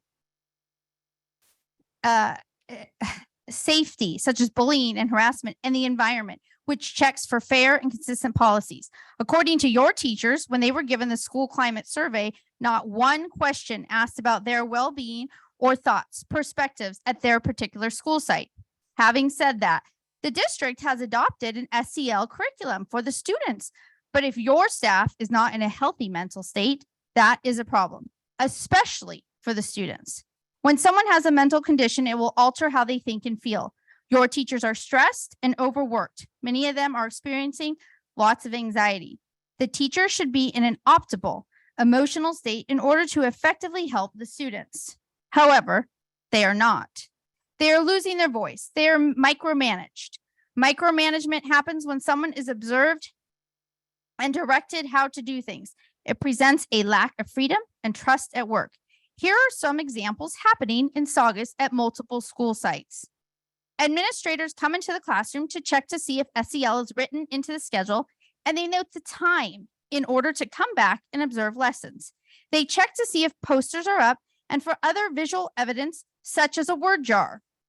Then they proceed to ask the students if they know who Z is. They ask individual students, they bend down in their ear and they ask, do you know who Z is?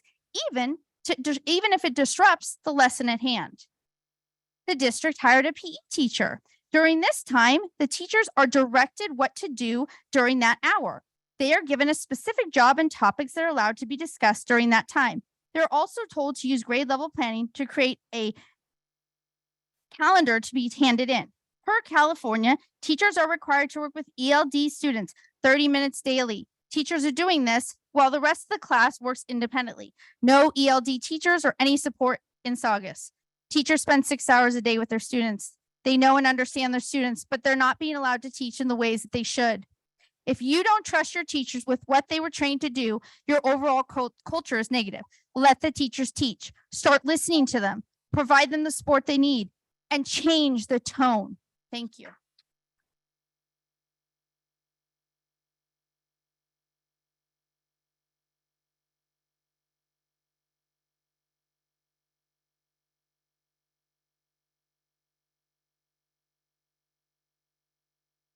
Good evening. I am here as a parent as well. I have a fourth grader right now, and I was not prepared to talk because of the fear as well. As you can see, I am shaking for the fear that my son might have some things to deal with when he goes to school with this principal. My son is an IEP student, and in third grade, he's a fourth grader right now. In third grade, I was having issues with his teacher and bullying from the teacher. I emailed the teacher, I emailed the IEP teacher, and I emailed the principal back in November of 2021. The principal or the teacher did not respond. The only one that responded was the IEP teacher, which she didn't have anything to do with the issue, but she was kind enough to reply and acknowledge my email. She attempted to email the principal with no response because I was not receiving any response from neither one of them. So she was happy and she was like, I'll reach out to them. I followed up with her in December and she's like, I haven't heard anything from them either. They're not responding to me. The best advice I could give you is call the office. I eventually called the office and she was in a meeting, so she'll call you back. She called me and set up a meeting with the teacher for the following day. I explained to her the issues, which was multiple from August to November, was multiple issues with the teacher and my son, which my son, I didn't know that was in fear. He didn't ask for his homework every day. He will be like, I don't have homework. And that was all he will say. One day he said, I don't have homework because I didn't ask for it. I was afraid to ask for it because the teacher yells at me. I didn't know that all that time the teacher was yelling at them, and that's why he just didn't come home with homework. He was waiting for summer so he could be done with that teacher. I emailed the principal again. I called multiple calls. Finally, she set up the meeting and I explained to her and I directly said, it is affecting my son's mental health. I need him to be moved. And she said, I can't do that. I have no space for him to be moved. But she has space to receive other students that were doing distance learning. And I said, that's what she said to me. I am receiving other students at the beginning of the year after winter break that are coming from the distance learning back into in-person learning. And I said, so if you have space for them, then you have space to move my son. And she still denied my request. I normally don't lose my composure, but that day I did. And I yelled at her through a video and I slapped my hand on my desk and I said, you need to move him. I am requesting. My son's mental health is in your hands. And she did not care. She did not care. And come to after winter break, I'm still having these issues with him and the teacher. And I call her again. I email her again, still no response. At this point, I had to email the district. And we had already established that my son was not going to have a talk with the teacher alone or with the principal. And until I emailed the district, she suddenly, from one day to another, she has space to move my son, not without speaking to my son without my presence. And I have a little video. It's just my son's voice that I would like to play to you, if it's okay. I want my son calling me. I want you to hear what the principal told my son and the words that she put in my son's mouth.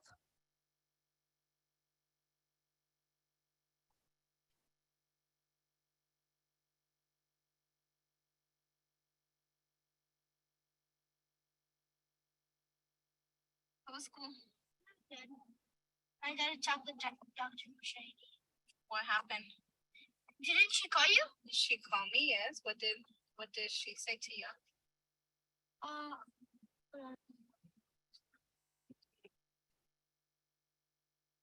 She told me that if I'm comfortable with being in conscience class, and she told me that she has a little bit of a louder voice, and so she told you. And I said, now that I hear it, maybe I'm fine. Like now that I hear everything clear, like I understand.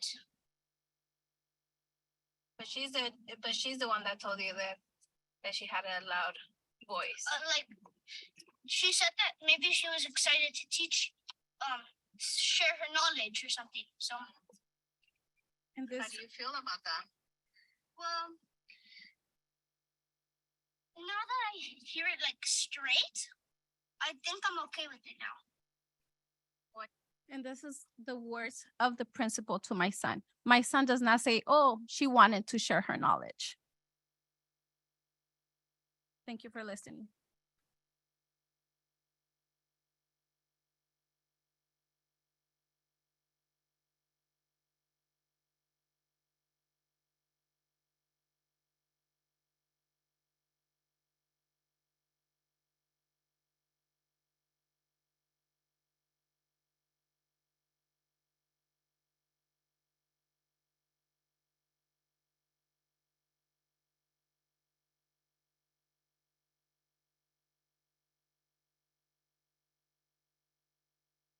Hi, board. Thank you for letting me talk. I know I was a few minutes late.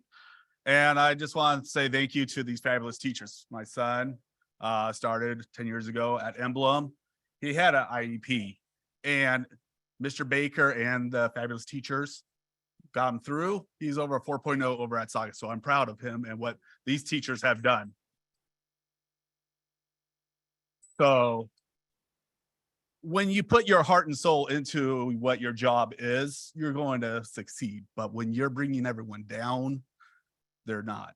And I wasn't planning to talk, so I don't have any speeches for that. But listening to all of them, I knew I had to stand up because IEPs do work and people who want to be there. So this Friday at Emblem, they're having a dance. I invite all you board members to come and talk to the parents, see how she's acting.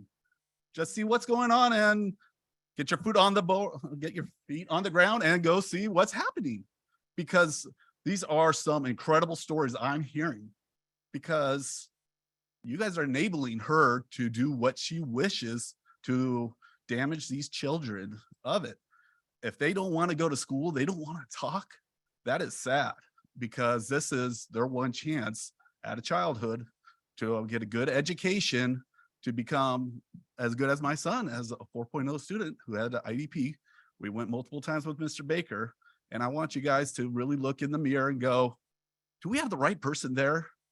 Do we have accountability for this person? Because if we don't do something about her, is our job as the board voted, will we be able to be reelected as time progressed? Because we'll be like, they didn't do anything, and this whole valley talks on Facebook and everything that's going on right now, word will get out.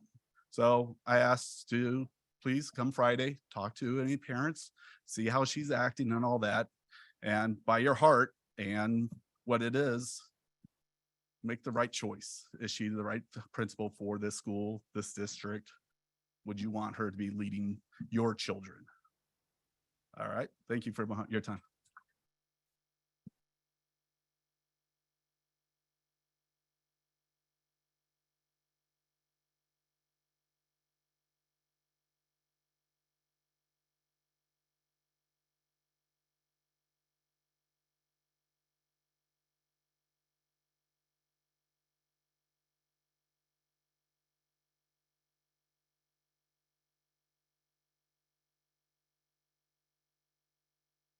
Good evening, trustees and cabinet. Congratulations to each of our amazing teacher tribute honorees who were recognized this evening. We know how much time each of you give up to create amazing learning environments for your students. Your dedication to your sites is also extraordinary. Our district is lucky to have so many committed professionals serving our families and the community. This past weekend, many of our staff members participated in the Relay for Life at Central Park. Cancer, unfortunately, has touched so many of us. It is comforting to know that we can come together in a positive way to help such an important cause. Thank you to Dr. Hawkins, Katie Dempscher, Mary Mann, Mindy Bloom, and Barb Tapia, as well as the countless others that organized the event for the district.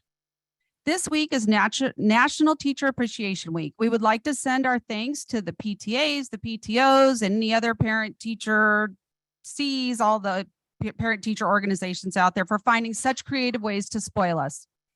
Also, thank you to the district for sending yummy cookies to all the sites. May is one of the busiest months on our campuses. Our teachers are busy with assessments and preparing for open house. We also have many staff members participating in transfer rounds. Our teachers are also eagerly awaiting notification of administrator placements. Thank you.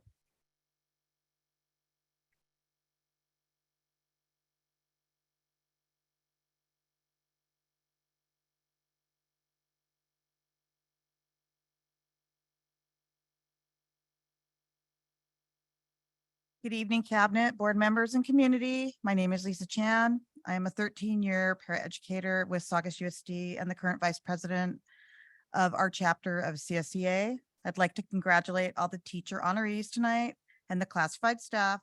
Would like to take this opportunity to say thank you for all your hard work and dedication. I would also like to take this opportunity to express our appreciation to the teachers during Teacher Appreciation Week. Thank you. It's an honor to work side by side with you every day. Together, we achieve more. We are also looking forward to celebrating Classified Appreciation Week, May 22nd through the 26th. We will be celebrating all the staff, including clerical, custodians, library media specialists, and paraeducators, just to name a few. However, there are many more that work behind the scenes with the students, parents, and district. With the end of the school year fast approaching, our classified staff will be doing many jobs to ensure our students complete the school year happy, healthy, and safely.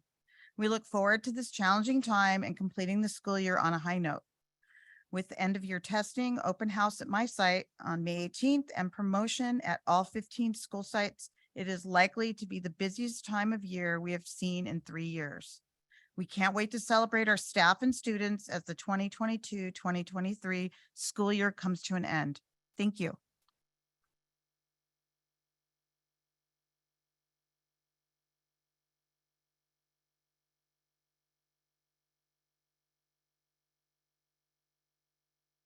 Hello, everyone.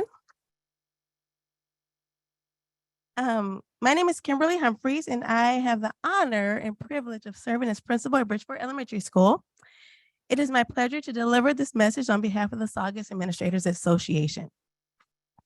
Well, we had our last CAPS network meeting last week in Simi Valley. Can I get a whoop whoop up for? All right. All year long, we have been learning on how to turn our school into a strong PLC, a professional learning community. Sometimes the work we do feels like we are trying to move a huge mountain. Alone, it feels unmovable and unshakable. However, when we work together and collaborate as a team around what is impactful for students, we can move mountains and we can do hard things and remarkable things for our kids. That is what we have been learning to create in our PLC training, strong collaborative teams. And that includes teachers, our support staff, our classified staff, our parents, and our custodial staff. We are thrilled the work will continue into the summer. It's in Vegas, but that's not why I'm thrilled about it, but awesome, it's gonna be in Vegas. And then into next year. Thank you, board, and thank you, cabinet, so much for allowing us to continue this important work. We are barreling towards the end of the school year. Some of us are like, yay. Some of us are like, oh no, we still have so much to do. And with that, we are taking the state and district assessments such as the CAST and the last iReady diagnostic, the CAST, all kinds of acronyms for tests that we're taking. At the start of the school year, we make a promise to our students and to our families that we will do everything in our power to ensure that our students meet or exceed grade level standards. These assessments help us measure that promise, and it also helps us reflect on any adjustments any adjustments we need to make moving forward into the next school year. Our staff, all the people I just named, have been working exceedingly hard to prepare our students, and we are confident they're going to shine. Now, to all the teacher tributes of 2023, we celebrate you, we honor you, and we thank you for your service and unflinching dedication to our schools, students, and community. And to all the classified and certificated staff at all of our 15 schools, we honor your hard work, we honor your sacrifice, because it is a sacrifice we make, and we honor your service to the children and families in this community. We know the work you do each day is not easy, but you show up and you give 200% each day. And for that, we are thankful, and we hope you feel cherished and celebrated this week during Staff Appreciation. Thank you so much.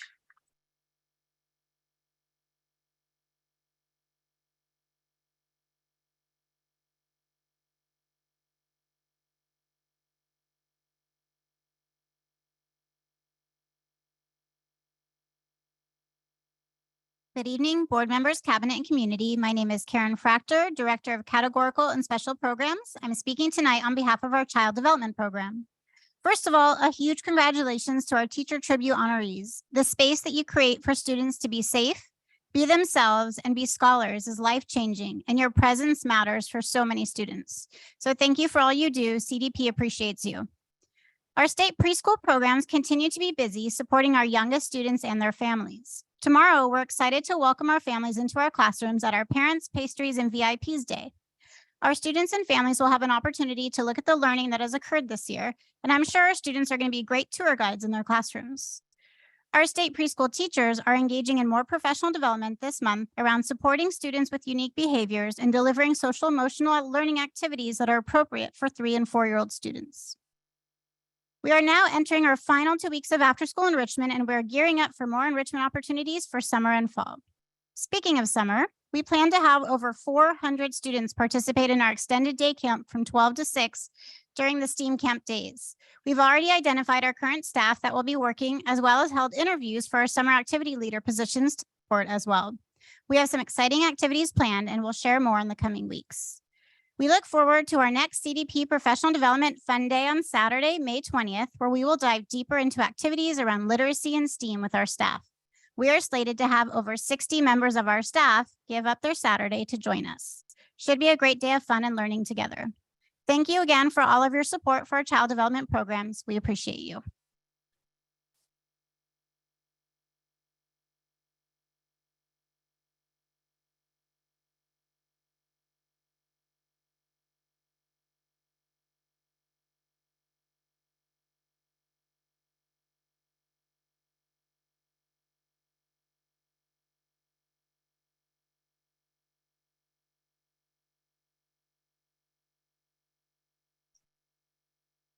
I'm afraid it's going to go out, so I'm going to be really careful.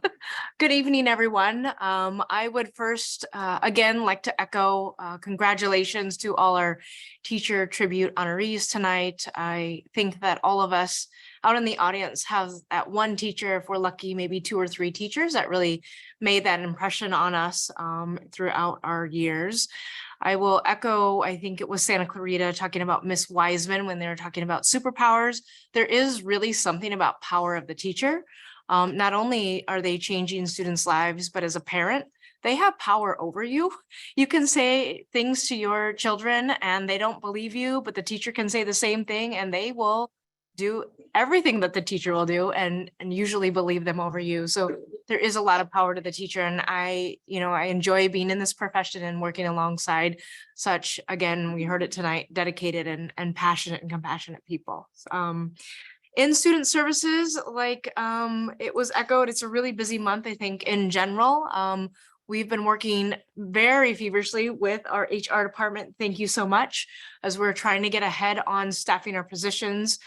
Student service positions are usually really hard to find. And so we are making headway and have many of our positions filled. I want to thank you. We're also working closely with Ed Services to start our summer programs, our STEAM and ESY or extended school year programs or summer programming together. And that's going to be amazing for our kids. second year doing that together. It's bigger and better. And then last week, I think it was last week, we had 3 of our 5 parent engagement meetings talking about PBIS behavior and discipline. We have 2 more on the docket. We have one May 17th from 6 to 7 at Plum Canyon. And then the last one on our tour will be on May 22nd at North Park at 11 o'clock. And thank you everyone for coming out tonight. I'll turn it over to Ed Services.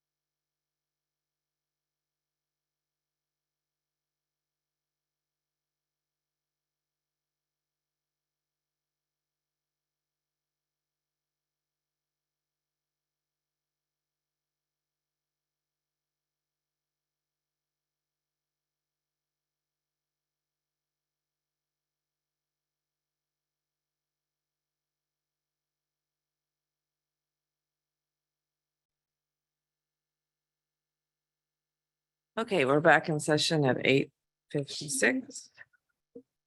The final report on this side, Dr. Hawkins.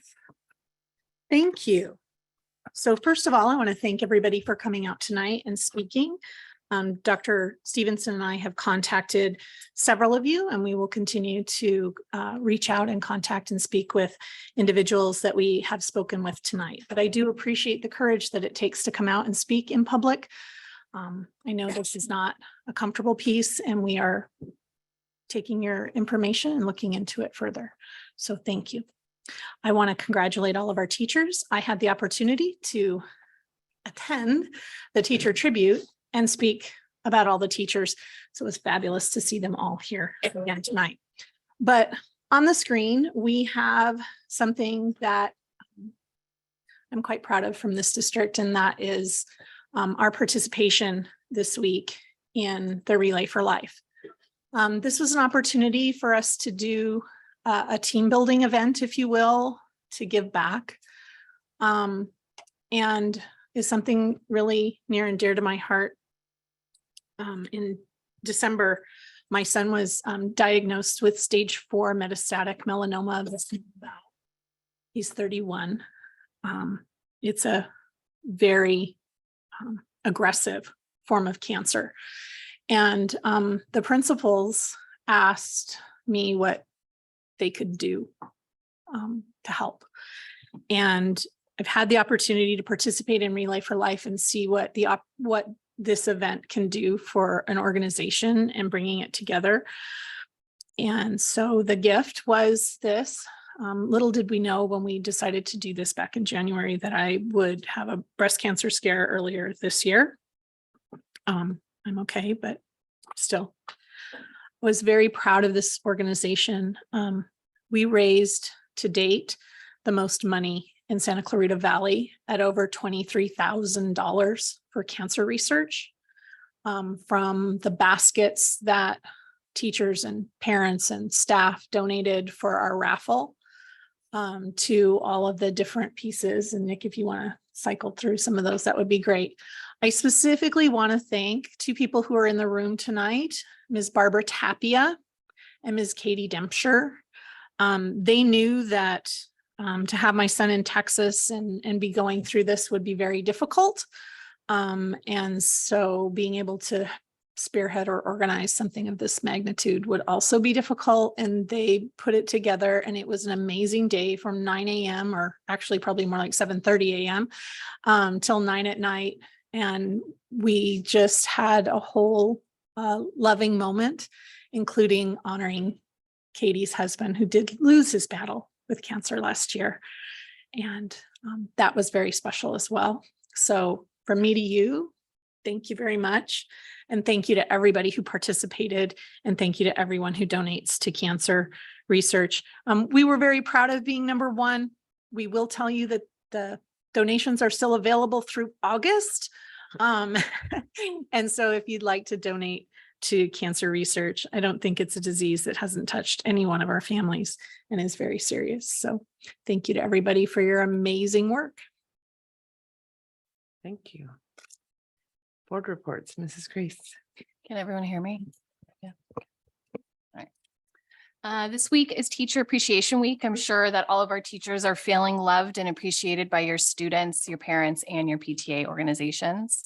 The week provides us with a unique opportunity to reflect upon these remarkable educators have on our lives. It's a time to honor their selfless contributions, applaud their innovative teaching methods, and acknowledge the profound influence they have on shaping the leaders of tomorrow. It is also an ideal time for us to advocate for better recognition and support for our teachers at SUSD by championing policies that help keep our teachers safe in the classrooms, resources that provide our teachers the tools that they need to be able to just teach, and simply time to themselves to be able to plan without being micromanaged and being told how to spend their time. My experience, micromanaging can lead to the inability to scale upwards, can make team members lose sight of the bigger picture, damage trust within the team, leading to burnout, causes anxiety, and increases employee turnover. And honestly, it's just really not helpful. We ensure that our educators receive respect, resources, professional development opportunities that they deserve, and to be able to have their voices listened to. I paid attention over the last year on the resignations that we've had within this district. In 2022, we lost 28 teachers. And so far this year, we've lost 16, not to mention the other 244 resignations that we've had over the last year and a half. We have a responsibility to staff, teachers, and their students, and I'm personally looking forward to a new e-board on STA.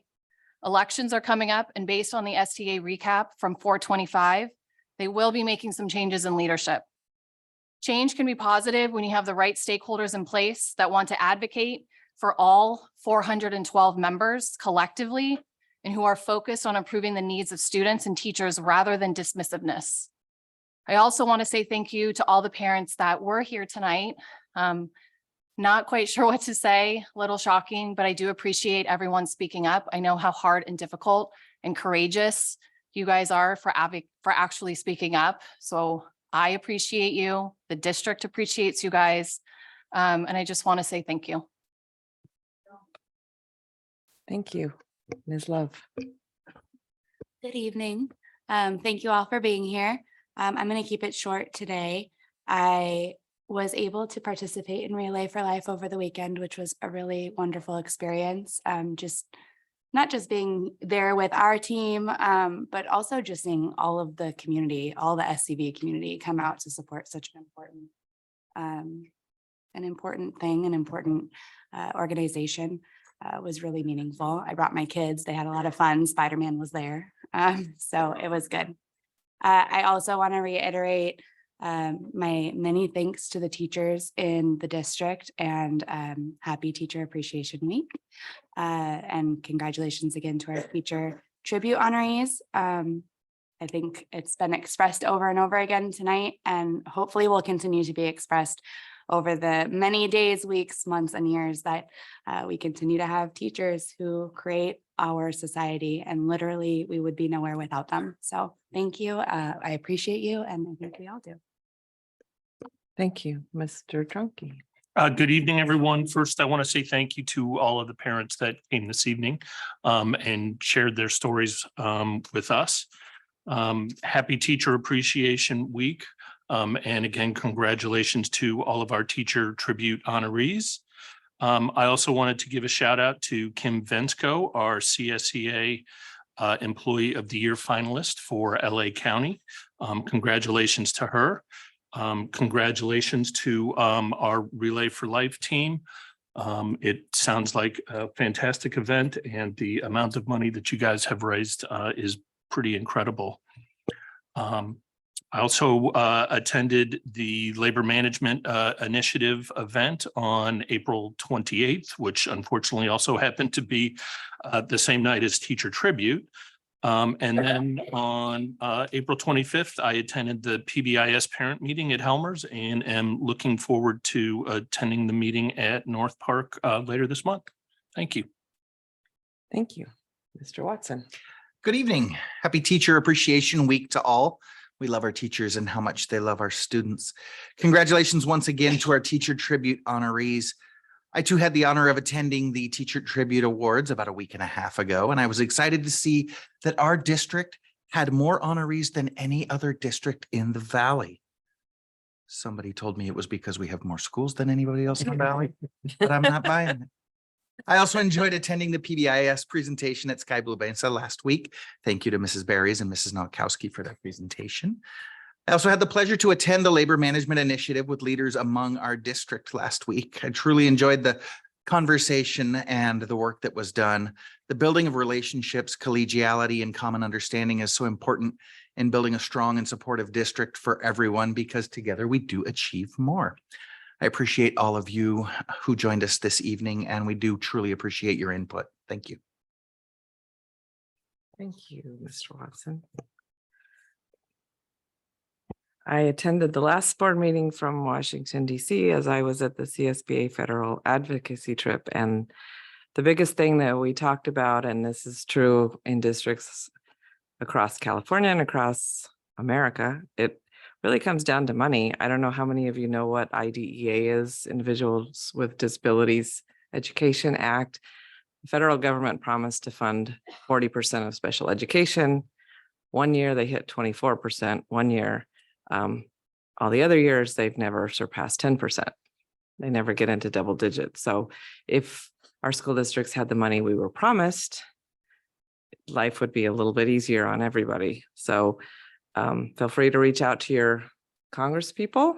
We certainly spoke to them, but the more they hear it, the better. I also attended the Labor Management Initiative along with Mr. Watson. I'm very proud of our district. I'm also very grateful that everyone, I feel like they were really open, good and bad. So we heard, lots of things, and it was really good to connect with, all of the different facets of our district. I also attended the teacher tribute. I think our district had the most board members. So that was a really fun event.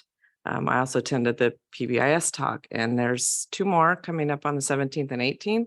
I would strongly encourage you to go. It was a great, learning experience, hearing about the framework, how it's, set up, the goals. It was a good learning experience. So if you have the chance, I would encourage you to go. Now we will move on to the consent calendar. Does anyone need anything removed from the consent calendar? No. Okay, then do I have a motion to approve the consent calendar as written? So moved. Second. All in favor? Aye. Opposed? Okay. And now we go on to the update for the local control and accountability plan. Mr. Clement. Okay. Mr. Heinlein gets that pulled up, and Dr. Fractor's coming up to the podium to join me. I'll be presenting together this evening. So as we are underway with our LCAP process, as we move to reflect on our 22-23 LCAP, preparing to write the adjustments for the 23-24 LCAP, we're going to fill you in a little bit about our progress. Mr. Heinlein. So this is again, the same chart that you've seen, our timeline for the year. You can see we've moved down a little bit as we've finished all of the input gathering sessions that you'll see in the light blue. And we're now focused on taking that input as we write the adjustments to have the LCAP for next year brought forth. We have a couple meetings coming up with DLAC and our PAC. Those are the 2 groups that we are responsible with getting the input and sharing that with. We also work closely with LA County Office of Education, who takes in our LCAP ahead of time and gives us some feedback on certain areas, kind of a quick check or a checkup, so we can make sure that there's a lot of I's and a lot of T's to dot and cross and check. So it's a very complicated document, and they help us and guide us through it so that we can ensure that we have a successful year again. All right. So with that, next slide. Okay, so you probably remember the slide. We like to bring it up often because it really just kind of does review the whole story of what the LCAP is, and that's how we view it. We view it. So as a reminder, we have goals that are aligned to the 8 state priorities laid out by the Department of Education for California, and they're under 3 different areas. So I want you to look at conditions for learning, and then under there we have our basic services, our implementation standards, and course access. Then we go into that pink column and we have engagement. So that focuses on parent engagement, pupil engagement, and also school climate. And then that 3rd column is pupil outcomes. So we focus on pupil achievement and other pupil outcomes. And the reason why we wanted to highlight this again is because as we go through some of the input that we've received, and as we review our goals and some of the actions that we're going to be talking about, they really kind of go along with these key areas, and you're going to see themes emerge and how we've really taken the input and organized it into themes. So it does align to here. And just as a reminder, this LCAP is a 3-year plan that really describes our goals, actions, services, and expenditures that we're doing to support positive student outcomes that really address all of these 8 state and local priorities. The LCAP process also helps us identify how we're going to really apportion our supplemental funding. So that's our specific funding that we receive as a district that principally targets our unduplicated count students, specifically English learners, foster youth, or socioeconomically disadvantaged students. And it really is ensuring that we're targeting these students to close the achievement gap and ensuring all students are learning at high levels. And then just as we always share, this is really just a chance for us to share the story of Saugus and all the different actions that we're doing aligned to our goals to meet student needs. And then you'll see throughout the evening, as she mentioned, the principally targeting our unduplicated count students. That is not to forget that all students do benefit from these services and are included. We just have that focus area on that group of students to make sure that they are included. we have that access. Okay, Nick? Okay, so here we have goal 1. So goal 1 focuses on engaging our parents in the school community and decision-making process to create a core instructional program appropriate for the basic condition of learning necessary for all students.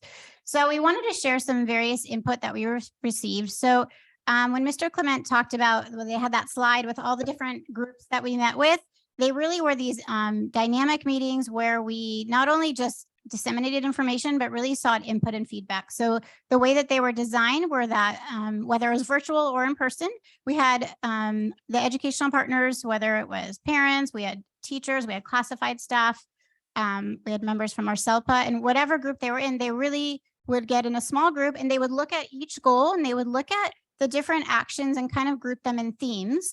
And then they would prioritize those themes, not which one was better, but really which one had the biggest impact for them and their respective role. So when we look at this, it wasn't that that school and family communication was the best one, but more people ranked the school and family communication as having the biggest impact for them personally, depending on what role they played, whether they were a parent, whether they were a teacher, whether they were a support staff member.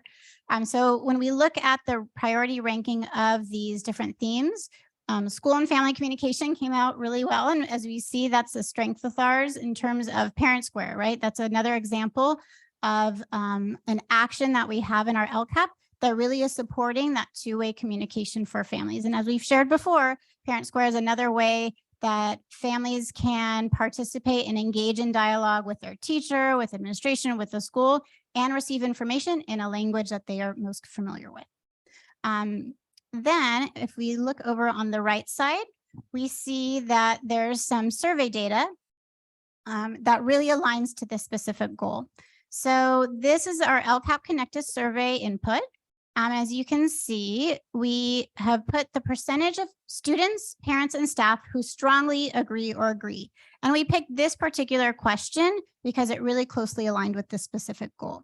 So on question 16, we had over 3,394 students respond.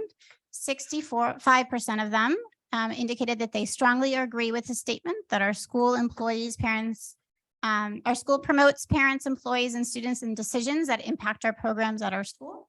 702 staff members indicated, or 75% of the 702 staff members that responded indicated that they strongly agree with that statement. And that little asterisk, as you can see, that shows that there is an improvement when we compared it with last year's survey data on the same exact question. And then the question 15 for parents was that's the question that aligned to this as well. And we had 2,634 parents respond to that survey question. And out of those families, 77% agreed or strongly agreed. And again, that asterisk indicates that there is improvement when compared with last year's survey. So when we take a look at the numbers underneath the educational partner input area, it mentions that there's 125 partner participants within those groups. This is a much larger number that's required. We are required to meet with the DLAC, the district ELAC committee, and then the parent advisory committee, the PAC, which there's a representative from each school site. So it'd be roughly 15 for each. So that's about 30 people. So the extra community meetings that we do, the meetings that we did with STA and CSEA, for example, were additional input opportunities. And we've compiled that information when we've taken this into account. There is the ranking that you can see that they do when they look at the priorities there and they rank them. But there's also the opportunity for them to provide open-ended feedback where they actually write in or fill in anything that would pertain to that goal or that area that they would like in order to provide that input. So we take that in both ways. Nick. So goal 2 focuses on creating school environments that are responsive to student and educational partner social emotional learning needs to increase engagement and connectedness to learning in school.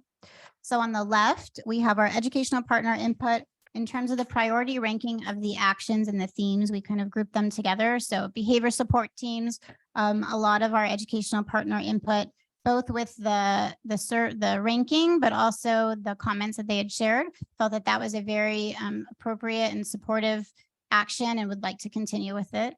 There's a lot of people who indicated that. And then they really similarly said the same thing regarding our social emotional learning and support regarding that for students, staff, and families.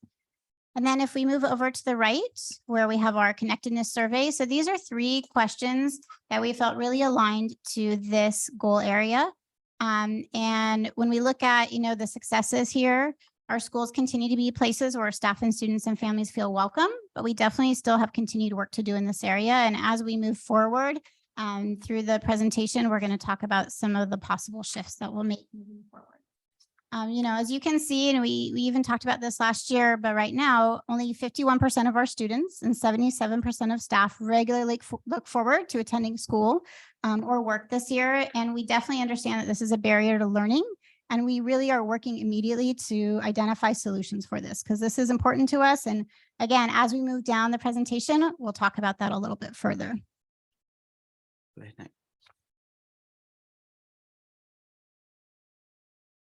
So goal 3 provides instructional opportunities necessary to ensure our English learner academic achievement and their appropriate acquisition of English.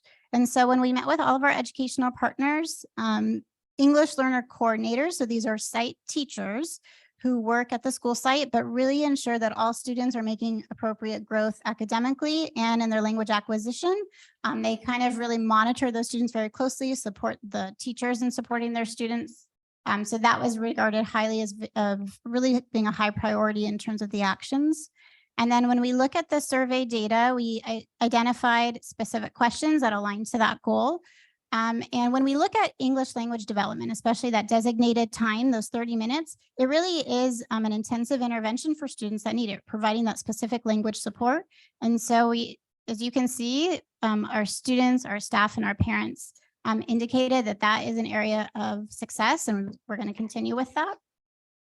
But what I also wanted to share is that this is a great example of how we're using input to propose new changes for next year. So at the bottom, as you can see, the bottom one says EL Summer School. That was one of our actions that aligned to this goal.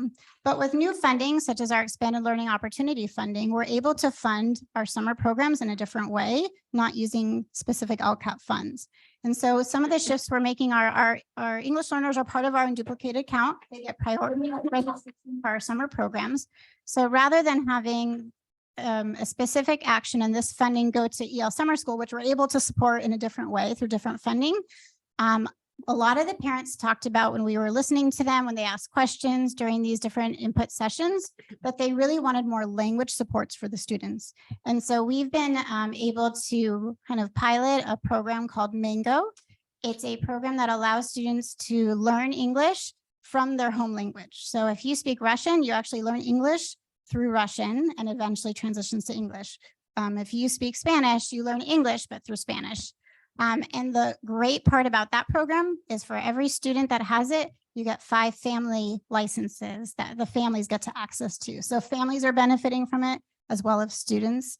They can do it in the classroom, they can do it at home. So that's just an example of how we might take the funding that we originally had earmarked for EL Summer School and putting it into a different area to still target the students, but in a different way based on the input from our families.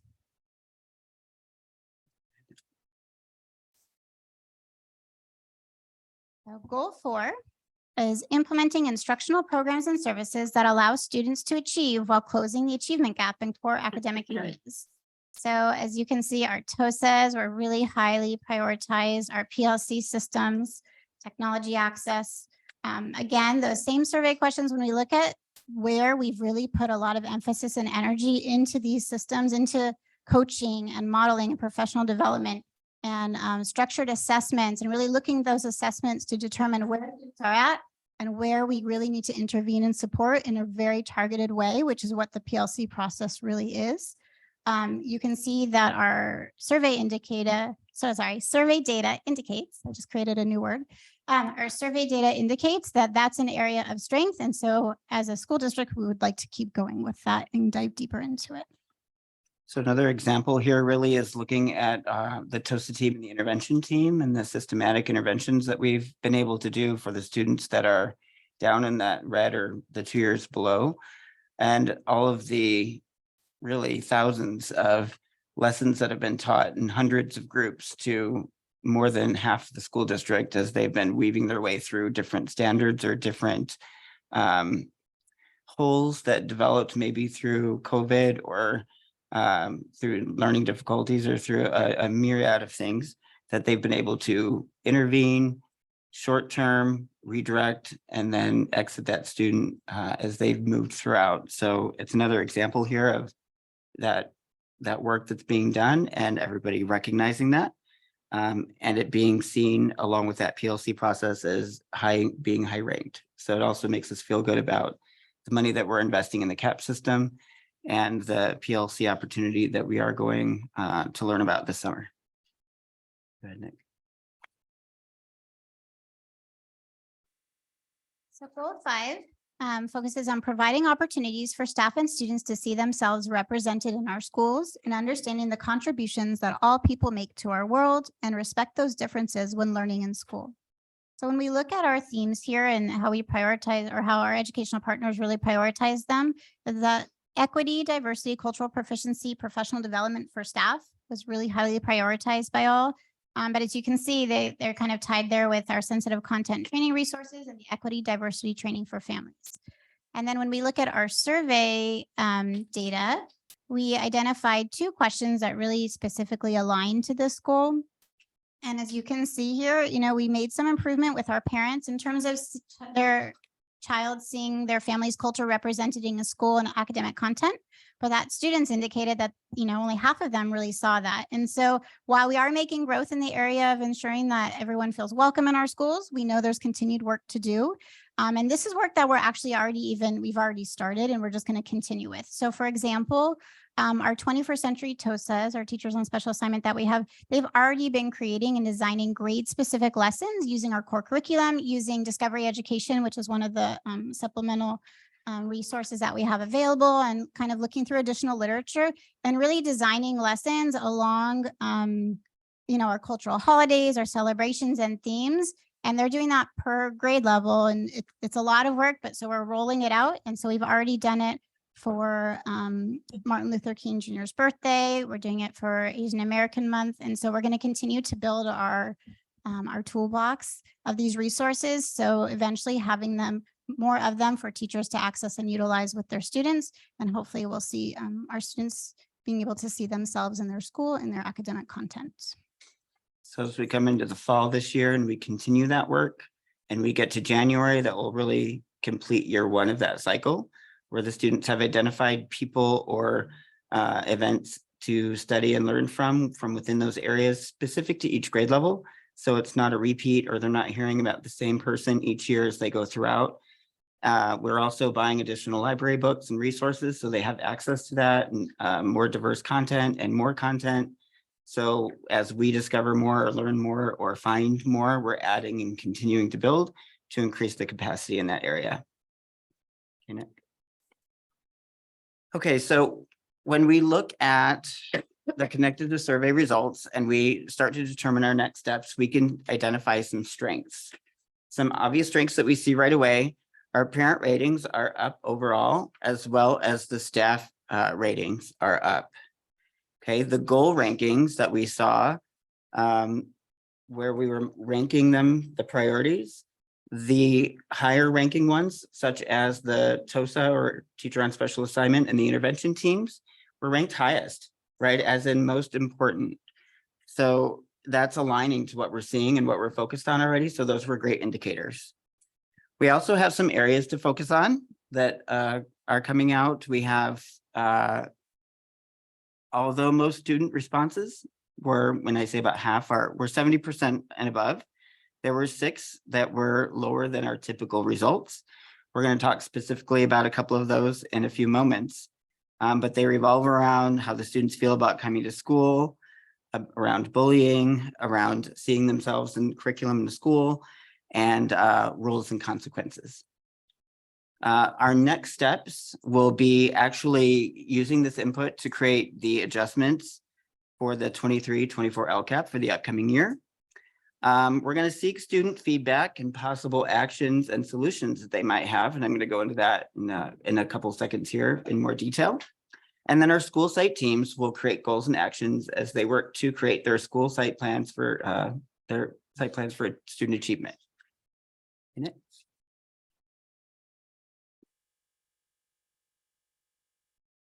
Okay, so as I just mentioned, we're going to be looking at making those adjustments. The school site teams will have their school plans for single plans for student achievement adjusted, and also those guiding coalition teams and leadership teams that the schools are focused with. We'll be looking at different things that they can do to create different school culture, work with their staff, talk to their students, figure out different action plans that they can do or adjust specifically based on some of the survey data and some of the feedback that they're getting. The bottom bullet there is to seek input from our students. So this was a qualitative effort to seek further feedback and suggestions from our students. So we had 3,546 students, which is approximately 87% of our 4th, 5th, and 6th graders, answered 3 of the survey questions just this past Friday and Monday. So we're talking Friday and yesterday, which is why this update came, because I was feverishly waiting for that to be done and then importing some of that into this document so we can include it. And we'll share some of the results of that coming up, but it's very enlightening. We basically not only asked 3 questions, but instead of having them tell us if they agree or disagree, we asked some open-ended follow-up questions that I'm going to share with you in just a moment. And just with respect to some of the input that we received, both based on survey data, but also the qualitative input with our educational partners through all of these different sessions that we had, that really were opportunities for them to ask questions and provide input. We really looked at all of that. And so these are some of the proposed adjustments that we're looking at making. Parent and family support was a really big one. Parents are wanting more support through a variety of, areas in terms of not only just workshops, but kind of really finding out what resources are available. So we're looking at increasing the daily hours for our family and community liaisons to have more access to our families and really make those connections, because that's proven to be successful. And providing additional parent engagement programs to all 15 school sites. So currently, our Title I schools have a specific parent engagement program that they have. We're having a graduation coming up in a couple of weeks, but that it's a specific program that really provides parents with, it's not a curriculum, but really helping them navigate this educational system that it's changing, right? It's very different from when we all went to school. And so it's a great opportunity for parents to just really learn, ask questions, and really be empowered about how to really support your child, how to engage the school, how to ask questions, not how to ask questions, but the right questions maybe to ask to get the answers that they want. And so we're looking at providing more of these programs to all of our students across the 15 school sites and expanding that. And in terms of student support, as we can see, right, our data indicates that there's some more support that's needed for our students. And so we're looking at increasing our social worker team to be able to provide 1 social worker per school site, and also increasing the behavior team members so that we can reach more students as well. And then lastly, just continuously prioritizing those needs of our unduplicated count students, because we know they have different unique needs that are maybe challenges and barriers for them. And so really ensuring that they get access to the resources and supports that we have available. Okay, so we're going to give you a snapshot here, and we're not going to be reading all of these statements from the students, but I have to say, reading through 3,500 open-ended questions is quite something. Even though a lot of them said, I don't know, or why are you asking me this, or everything's good, or a lot of other things that were kind of basic and simple for those kids that were like, I don't. There were several that were really enlightening, and we're just going to share a few of them with each of you as we move throughout this today. Okay, so one that we wanted to highlight, and this is from a student, so I'm quoting, I think that we could do more activities that let us connect with the other students more and include interactive activities.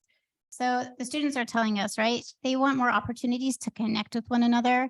and just have more activities that are interactive. And this is actually a theme we saw many comments kind of very similar to that. So when you look up the question too, the main question that was on the survey is that first statement. But what we ask is, what do you think we could do to make coming to school better? And then in parentheses, that please tell us what you think. It was just a way to follow up with the same question, but ask them to provide their input. And then the parentheses was trying to disarm them a little bit, so it didn't seem like super formal, or, you know, I wanted it just to be something where they could keep it real and talk to us. So one of the statements that I'm going to share or point out, something that would make coming to school better would be to make people feel comfortable and calm when coming to school. It seems really simple, but there's a lot of power in those words, right? Go ahead, Nick. So the second question that we asked, I'm just going to read our follow-up question to it, but it's about rules and consequences. So we asked, can you think of anything that would make rules and consequences more fair? And then in parentheses, tell us how we can help. So one of the comments we wanted to highlight from a student, I think that realistically, school is a place that, while maybe not the most fun place in the world, is 100% necessary for us in the future. One thing I think would help is free seating on all days of the week. I think they're talking about lunch seating. Mhm. It would be a morale booster and would make school feel more welcoming. Besides that, school is school. Some days you look forward to it, others you don't. It depends on the day. Another one that we had talked about, they said, don't assume genders. Don't assume that one person is telling the truth and the other person is lying. Get a witness or witnesses. Don't say boys line up and then girls line up. Or if you do, then you need to say, if you like tacos, line up over here. And if you like hamburgers, line up over here. Basically saying, don't classify us by gender, or don't focus on that so much. So, which we know that it's a new law that's in place or that's come about. So it's interesting to hear their feedback about that. So then the last question we asked, the follow-up question was, what could we do to stop bullying and make school a safe place? Please tell us your ideas. So actually, I'm gonna say the first one here. One of the comments was, we could lead by example and say things that are more positive. Another one was, people should actually tell the adults if they're being bullied, even if it means getting their friend in trouble. Some people don't tell adults that they're being bullied, so they don't lose their friends. If people actually told adults, even if their friend is getting in trouble, that would be great for all people. And then there was a comment that we pulled out that said we could continue to abide by the see something, say something. So clearly that resonated with that student, and it's something that they recognized that if they focused on that as a whole, or everybody did it, that it would improve things. So once again, this is just a very small sample of some of the feedback that we got from all of the comments. But like I said, out of the almost 3,600 comments about each of these questions, there was many more that we couldn't ever report on, but it will be data that we can go over with our school administration, and activity that we probably will take a look at for our leadership retreat coming up in June, possibly, that we're excited to really dive into this and really identify through the student voice some actions or some ideas that we can use to address this. And with that, we'll go to the last slide and take in questions. Questions? Yeah. Mrs. Grease. I obviously have questions. The Excel sheet that we all got that had more of the detail for parents, students, teachers, is that being made public? That will be added to the LCAP survey, not the LCAP survey, the LCAP website page for parents.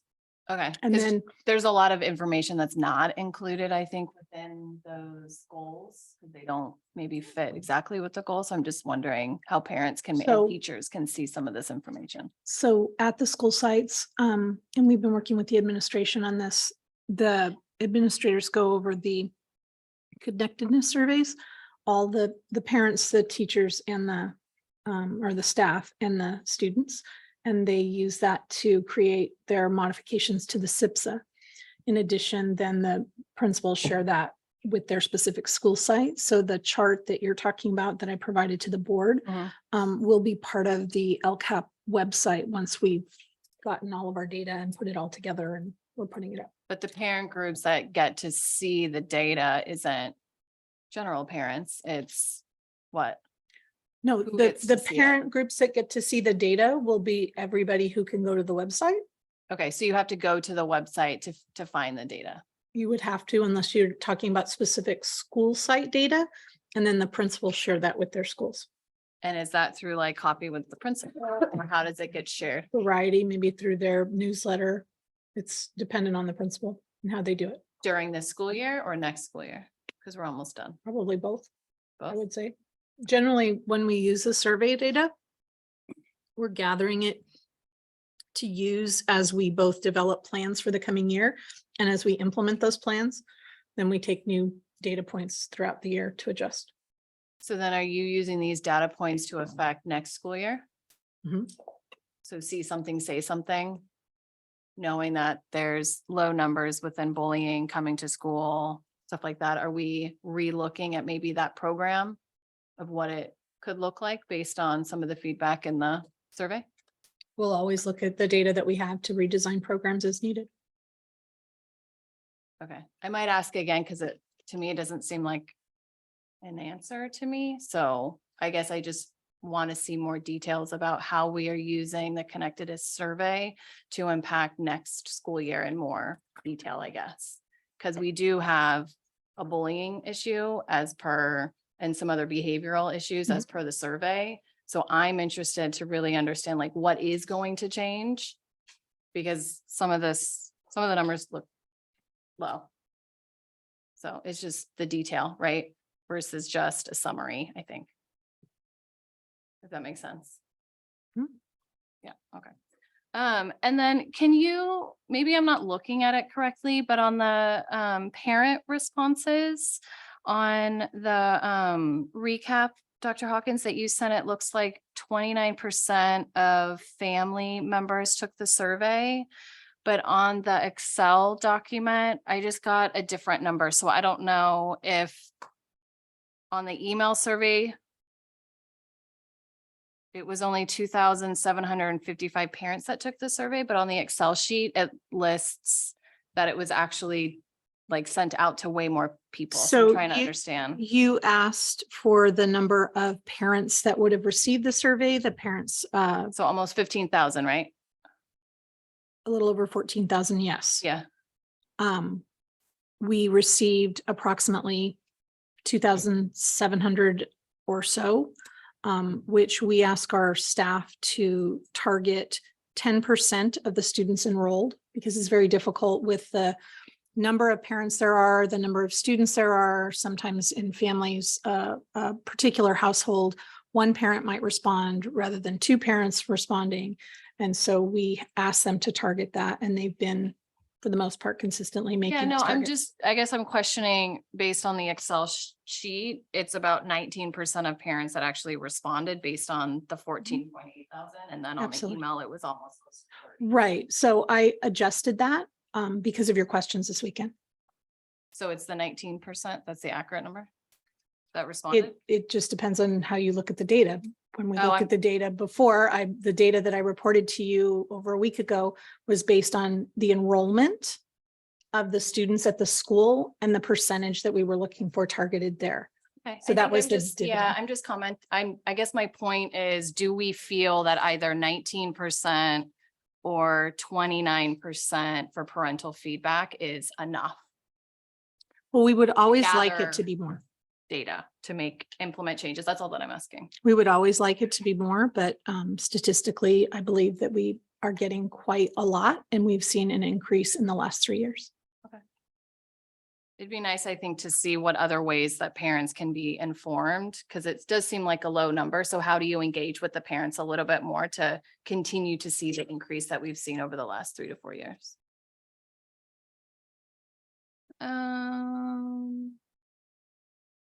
I think, Ed, you mentioned goals on goal 3. For the ELD Mhm. right? I think you mentioned they're getting 30 minutes of instruction, right? Or something. There's a that close? 30-minute requirement 30-minute for requirement. English language learners to receive specific designated English language development. Is that done in the classroom or outside of the classroom? It's in school, usually it's in the classroom, but there's lots of different scenarios and it could happen. It depends on the dynamic of like how many students you have in a grade level or in a school that are designated English learners. Because you might have, for example, a school with fewer might have, 6 students across the grade level, and they might come together and have a small group in one of the teacher's classrooms. Or the teacher might have an instructional assistant helping and they're, to the side doing the small group while somebody's helping. There's a lot of different things that would happen, just depends on the makeup of the school and how it's structured. So if it happens in the classroom and there's not a separate aide, I'm assuming then the teacher focuses the 30 minutes on the single student or a group of students. What do the other students do during that time? They're either, there's lots of different types of activities they could be doing, whether they're finishing work, whether they're working on a project together. They could be working on their iReady. There's many different things. Have we ever considered looking if we have aides that are dedicated to that type of resource? Have we ever looked at increasing the amount of aides that we have so that it's more direct and less? We do have some instructional assistants that are supporting in the classrooms. The instruction needs to happen from a credentialed teacher. So we have some instructional aides that are in supporting maybe as they go from different classes and the teachers are doing that 30 minutes, they're supporting and helping in the classrooms. So that does happen. So we haven't seen a need to increase the number of aides to help or people to help kind of focus more on ELD versus maybe having it in the classroom with the other students. Does that make sense? Well, the ELD isn't for the whole class. No, I know that, but I guess what I'm asking is if ELD is for a select number of students within a grade level or within a class, and if you don't have enough aides, enough one-on-one aides, then you're also having the other students in the class focus on something else versus regular instruction. So have we ever thought about, is the need great enough to have more aides so that the teacher can also focus on the rest of the students while that student is getting the proper instruction and help that they need from an ELD perspective? Or if that need just hasn't come up yet, we don't have enough to invest. I'm just curious. Well, there's a lot of different variables to that question, but you can structure it different ways and you can have different needs. From one point of view, you can say that you could benefit by having support, but when I used to run my own classroom, when I would do ELD, it was an important time where the students were catching up on work and they were working in their literature circles with their partners and doing reciprocal teaching. It was a valued time that did to have. And I've been able to visit a lot of the classrooms during this time and be able to see across the 15 schools. And designated ELD is similar to a small group. You see small group instruction throughout the whole day, whether it's math small group instruction, literacy, early literacy. So that's something we expect to see throughout the day, grades TK through 6. Depending on what students need, sometimes students are pulled to the side. So that designated ELD just goes alongside with that. So our teachers, it's part of classroom management where they really ensure that all students are getting what they need. And then they work their classroom to be able to support that for whatever the need is, whether it's designated ELD or whether it's, pulling students back for a reteach of a math lesson. Okay, thank you.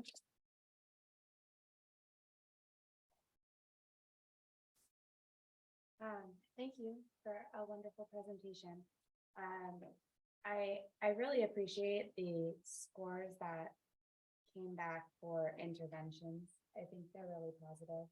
It seems like parent, staff, and students all feel like we have good intervention systems in place and good academic intervention for the students that need it. So that's really positive.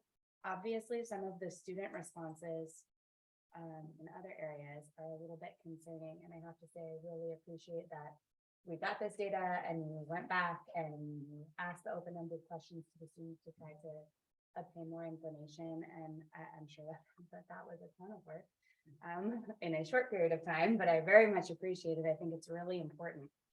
My question is, when will be the next time that we have sort of a large scale survey to check in with the students specifically on how they feel we're doing in these areas that we're concerned with? Well, we are talking about timeline because one of the moments that we had, everybody's ready for spring break.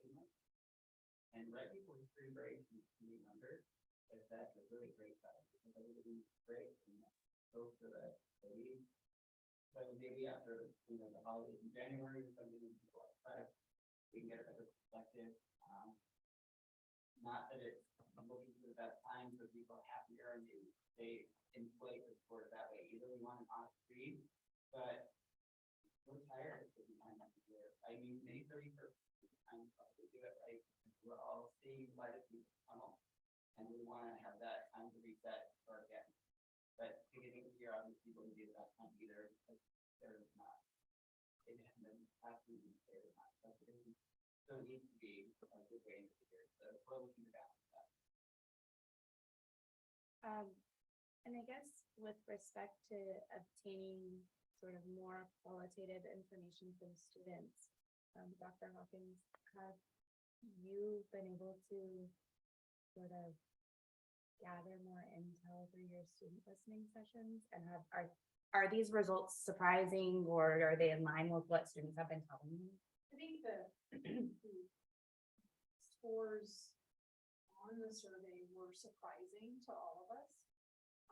I think though it was happening almost simultaneously when the listening session started. So the listening session first started not as a result. But in talking with the kids, and I've been to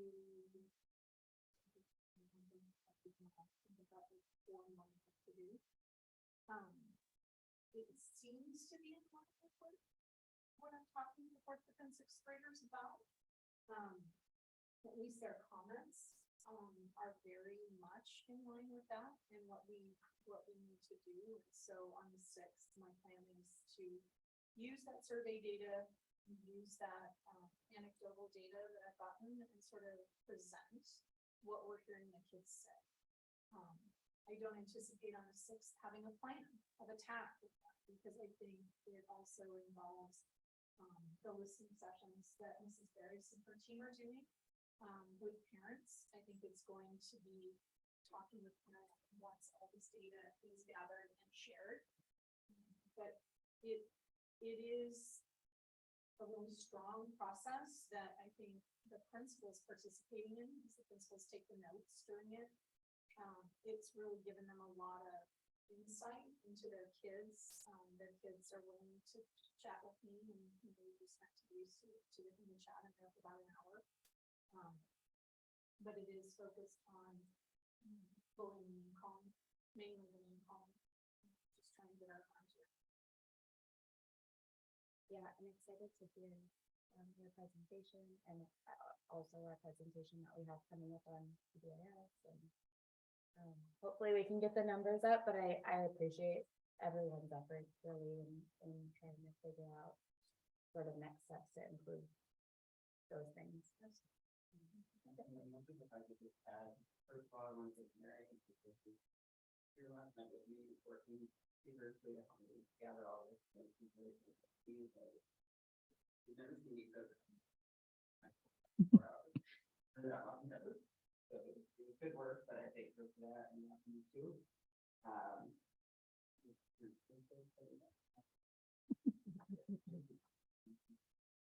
Happy birthday. And then I did also want to respond, Ms. Tracy mentioned what we would do and how that we will react to this or do something about it. But I do want to share that that is why we ask these additional questions. We can get more information that we have. I really appreciate Dr. Hawkins' inspiration by meeting with those student groups, because it was that example really that when I was looking through this input, looking at survey results, and we were preparing these adjustments, that I had that reaction that we wanted to ask you follow-up questions. And I, obviously didn't have to do so, and we could go very quickly. The principal work to make that happen, our teachers work to make that happen. To get 87% of them to respond in 2 days, is very thankful. So hopefully that will help us so that we get here for them if we didn't have to follow up.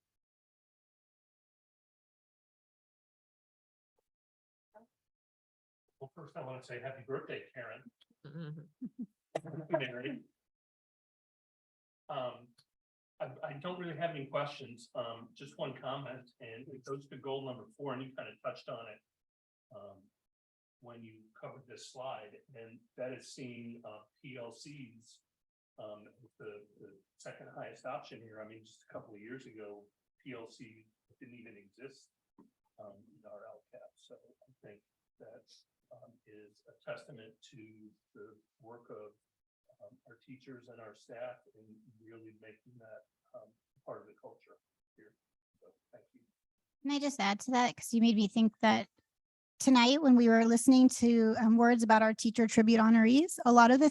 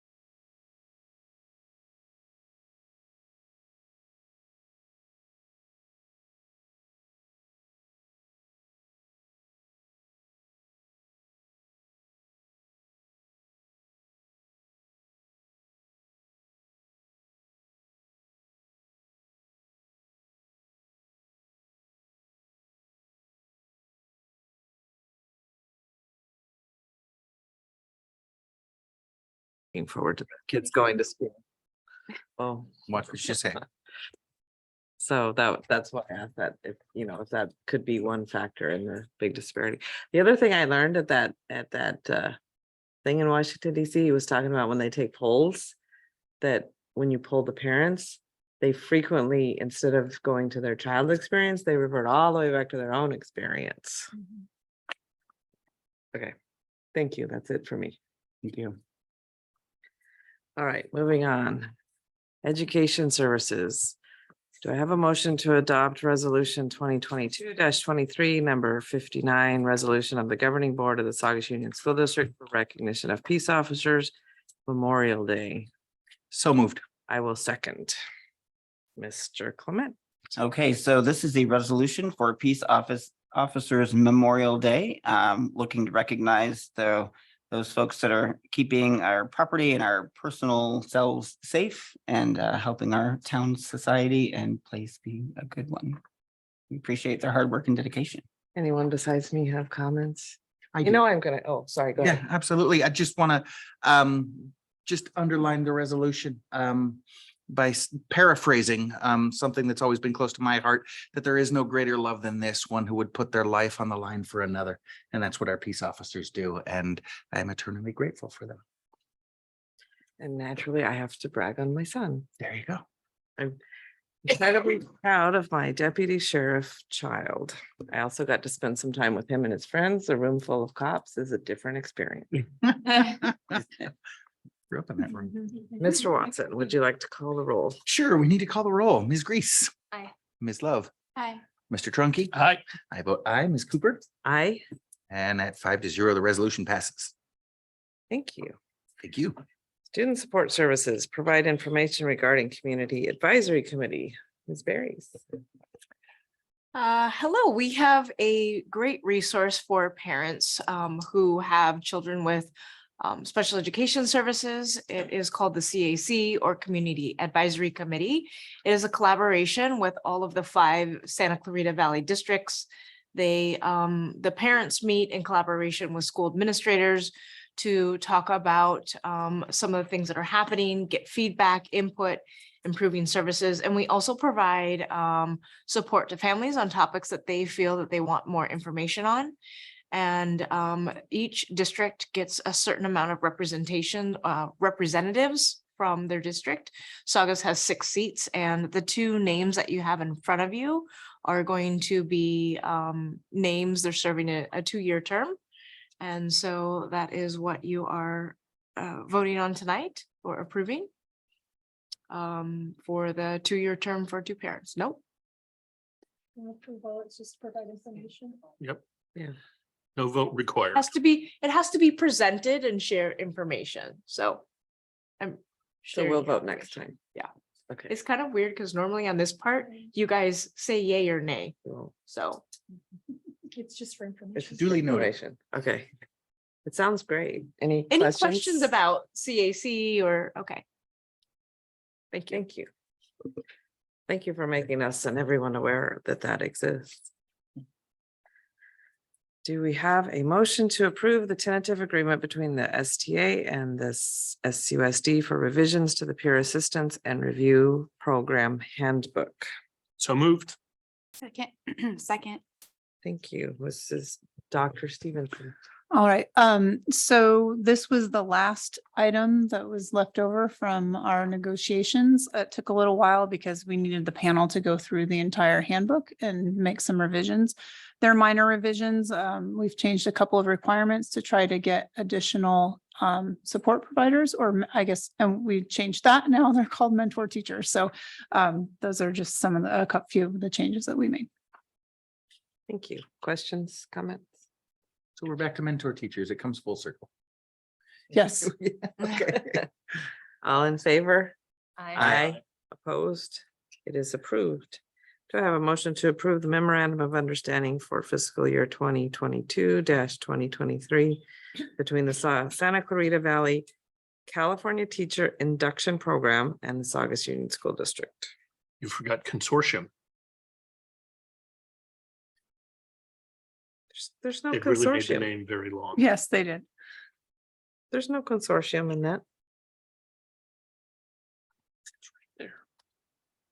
Oh, It's in the rationale. Oh, it's in the rationale. Yeah, Okay. he's being very sorry. rational. Irrational. And a Do little I have a passionate. movement? I have a question, actually. Make a movement, and then we can discuss it. What a motion. Second. Here we go. So Stop sorry. flustering the president. Mr. Trunky, I think. Thank you. What's your question? What is the induction program? I remember somebody talking about it in public comments, maybe a couple meetings ago. What is it? So once you graduate with your teaching credential, you have what's called a preliminary teaching credential. And you have 5 years to get what's called a clear teaching credential. And the only way to do that is by going through an induction program. Induction program, you're sent up with a mentor teacher. So you have a teacher that's working with you that does observations, helps you plan lessons. They also have some additional requirements to pass the reading competency assessment. And that's part of going through that program.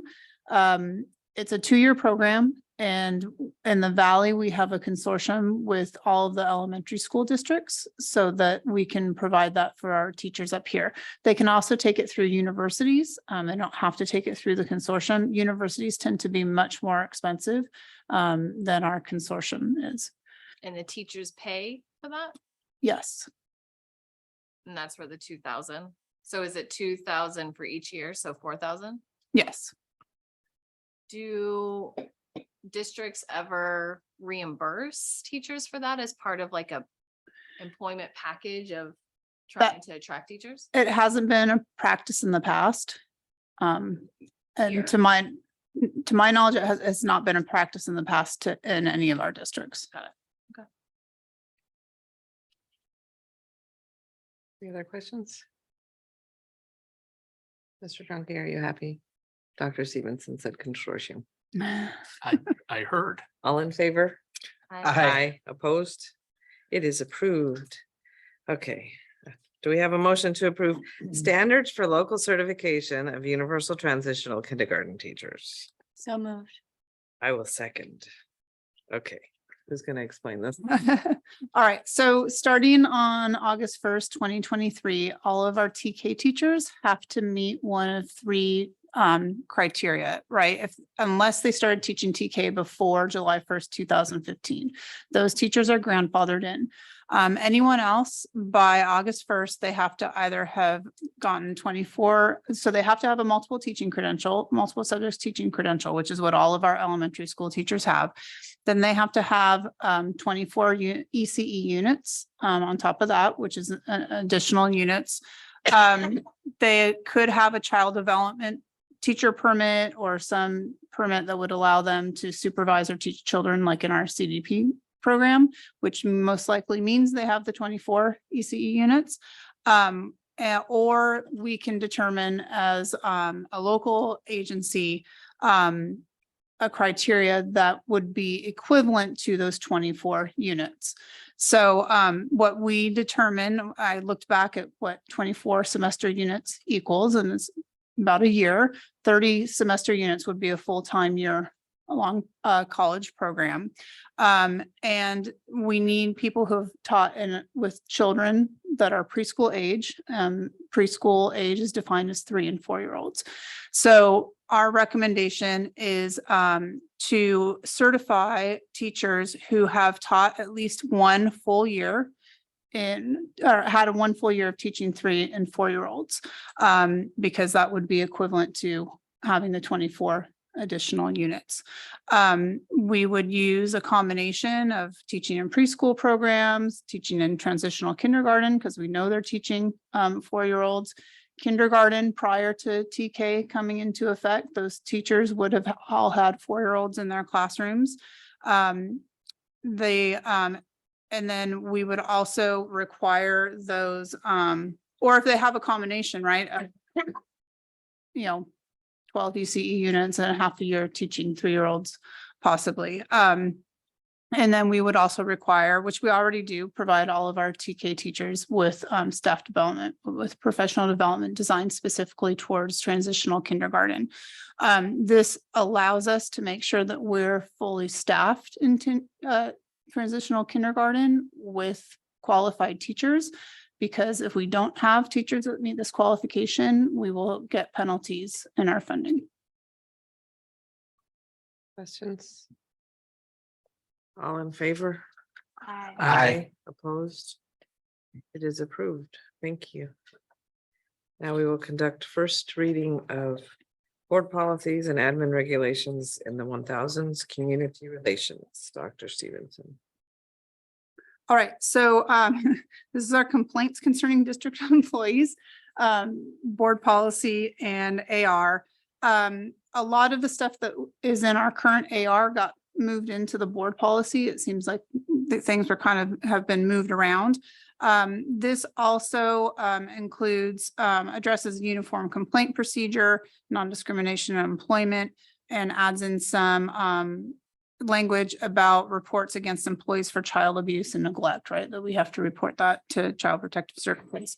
And then the regulation is just reorganized and regarding complaints that they need to be in writing and add steps regarding an investigation of the complaint, right? And notification, we have to notify the complainant and the employee regarding the final decision.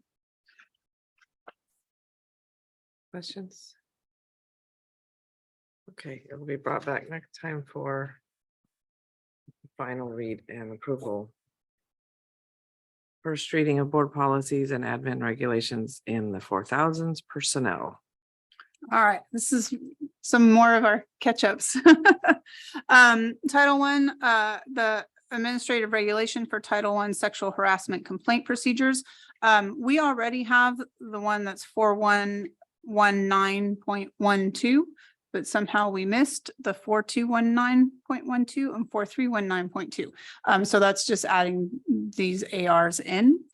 Then there's the exhibit, that's the Title IX sexual harassment complaint procedure. This is an exhibit, and it's actually the language that you see on our website, right? That indicates how you go about making that complaint, and with my name on the website as the person that you make the complaint to. Then collective bargaining agreements. The language here just updates it, saying that if there's a change in the law that supersedes what's in the bargaining agreement. Employee security, the BP and AR. This is has to do with gun violence, right? It reflects the law requiring a district to provide reasonable accommodations upon request to employees victim of domestic violence, sexual assault, or stalking. So this is bringing it up to date with current laws. The regulation is updated to reflect the law that requires a report to law enforcement of any attack, assault, or physical threat made against an employee by a student. That is typically for junior high and high school, right? 6th grade and up, I believe. And then that we have to notice regarding student offenses. It's reorganized. So a lot of it is just reorganized, and then we added in the victims of domestic violence, sexual assault, and stalking. And then there's a whole bunch of policies and administrative regulations that are now obsolete because they've been absorbed into either their counterpart board policy or AR, or are in an exhibit. So, great. Questions, comments? Okay, we'll bring it back next time for a second reading and approval. Business services, do I have a motion to approve SGH Architects Contract 19-20-274, amendment number 4, new 2-story classroom building, track upper playground, play courts, lower playground, and activity turf play equipment projects at James Foster Elementary School. So moved. For a second. Thanks. Okay, Mr. Heinlein. This is a large adjustment in the architect's fee based on the original estimated cost of the building of $6.9 million. That's one of the adjustments, going to 14 million. All the other projects, of course, are more than originally estimated. And we use the Office of Public School Construction. They have this sliding scale, so it's like 9% for the first 500,000, and there's multiple other stopping points until you get to like 5% once you go over 10 million. So that's how the fee's calculated. And that's how the math is done to get to the amount of the change order. Questions? All in favor? Aye. Opposed? It is approved. I have a motion to approve a memorandum of understanding between the city of Santa Clarita and the Saugus Union School District pertaining to North Bridge Park. So moved. Second. Mr. Heinlein. This is a super exciting MOU for us because it creates a relationship between us and the city. It provides the city a park, and a park that doesn't have play area, and it provides us with additional space for play area to be used during school time. So There's a cost sharing in this. So the city is putting forth $300,000 plus the land. And we're putting in, I think, $588,000 to get everything else done. So we hope to break ground as soon as they possibly can. We've been talking about hopefully that the project would be done in October, but I don't know how viable that is at this point. So we're hoping for sure by when students come back from winter break, we should see everything finished. And we just really want to thank the city for the partnership. This was quite the venture, and this was not on their list of things to do for park improvements, but we have so many schools that were built with the idea of sharing the park as part of the school footprint. And with Helmer's, it's such a small footprint of the part that is the school. It is really nice to be able to expand out that playground space while still being able to be allowed to fence it in during the school day so that it is a school play area during the school day and a community play area when it is not during the school day. And I think that's a real important part of it. So thank you to the city. Questions? No, just a couple of comments. I'll add my thanks to the city, but I also wanted to thank you, Dr. Hawkins and Mr. Heinlein. I know this took a long time to get done, but it was something that solved issues both for us in the, as you talked about, the footprint of the Helmer site, which is very challenging, and how to get a new classroom building on there. But also, I think is going to be a big benefit to the community around there who will now have a play area on that park, which was otherwise just a grass field and now infamous basketball court. Yeah. Yeah. Stephen Covey would be happy. We're thinking win-win and synergizing. Well done. Any other questions, comments? All in favor? Aye. Aye. Opposed? It is approved. Our next board meeting is a special. No, one more. Oh, sorry. I have a motion Next to favor. approving the declaring of certain district owned property as surplus. Second. Mr. Highland. Well, this meeting, we have some old fence panels. These were from Highlands that want the backstory or no? If it was a little earlier, I would say Okay. yes, but we're good. The replacement trucks and I think that's it. Yep. All in favor? Oh, questions?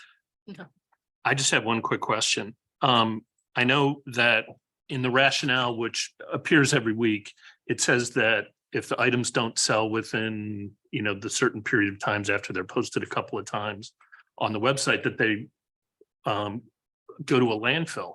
I hope these trucks are not going to a landfill. Cars sell very, very well. Oh, good. Any other? All in favor? Aye. Aye. Opposed? It is approved. Thank you, Mr. Heinlein. Thank you. Our next meeting is a special meeting on May 20th. It's my son's birthday. To begin the superintendent's evaluation. Our next regular meeting is on May 23rd, at which time we will be blessed with the PBI's presentation. Do I have a motion to adjourn the meeting? So moved. Second. All in favor? Aye. It is adjourned 6 minutes under the wire. Huzzah.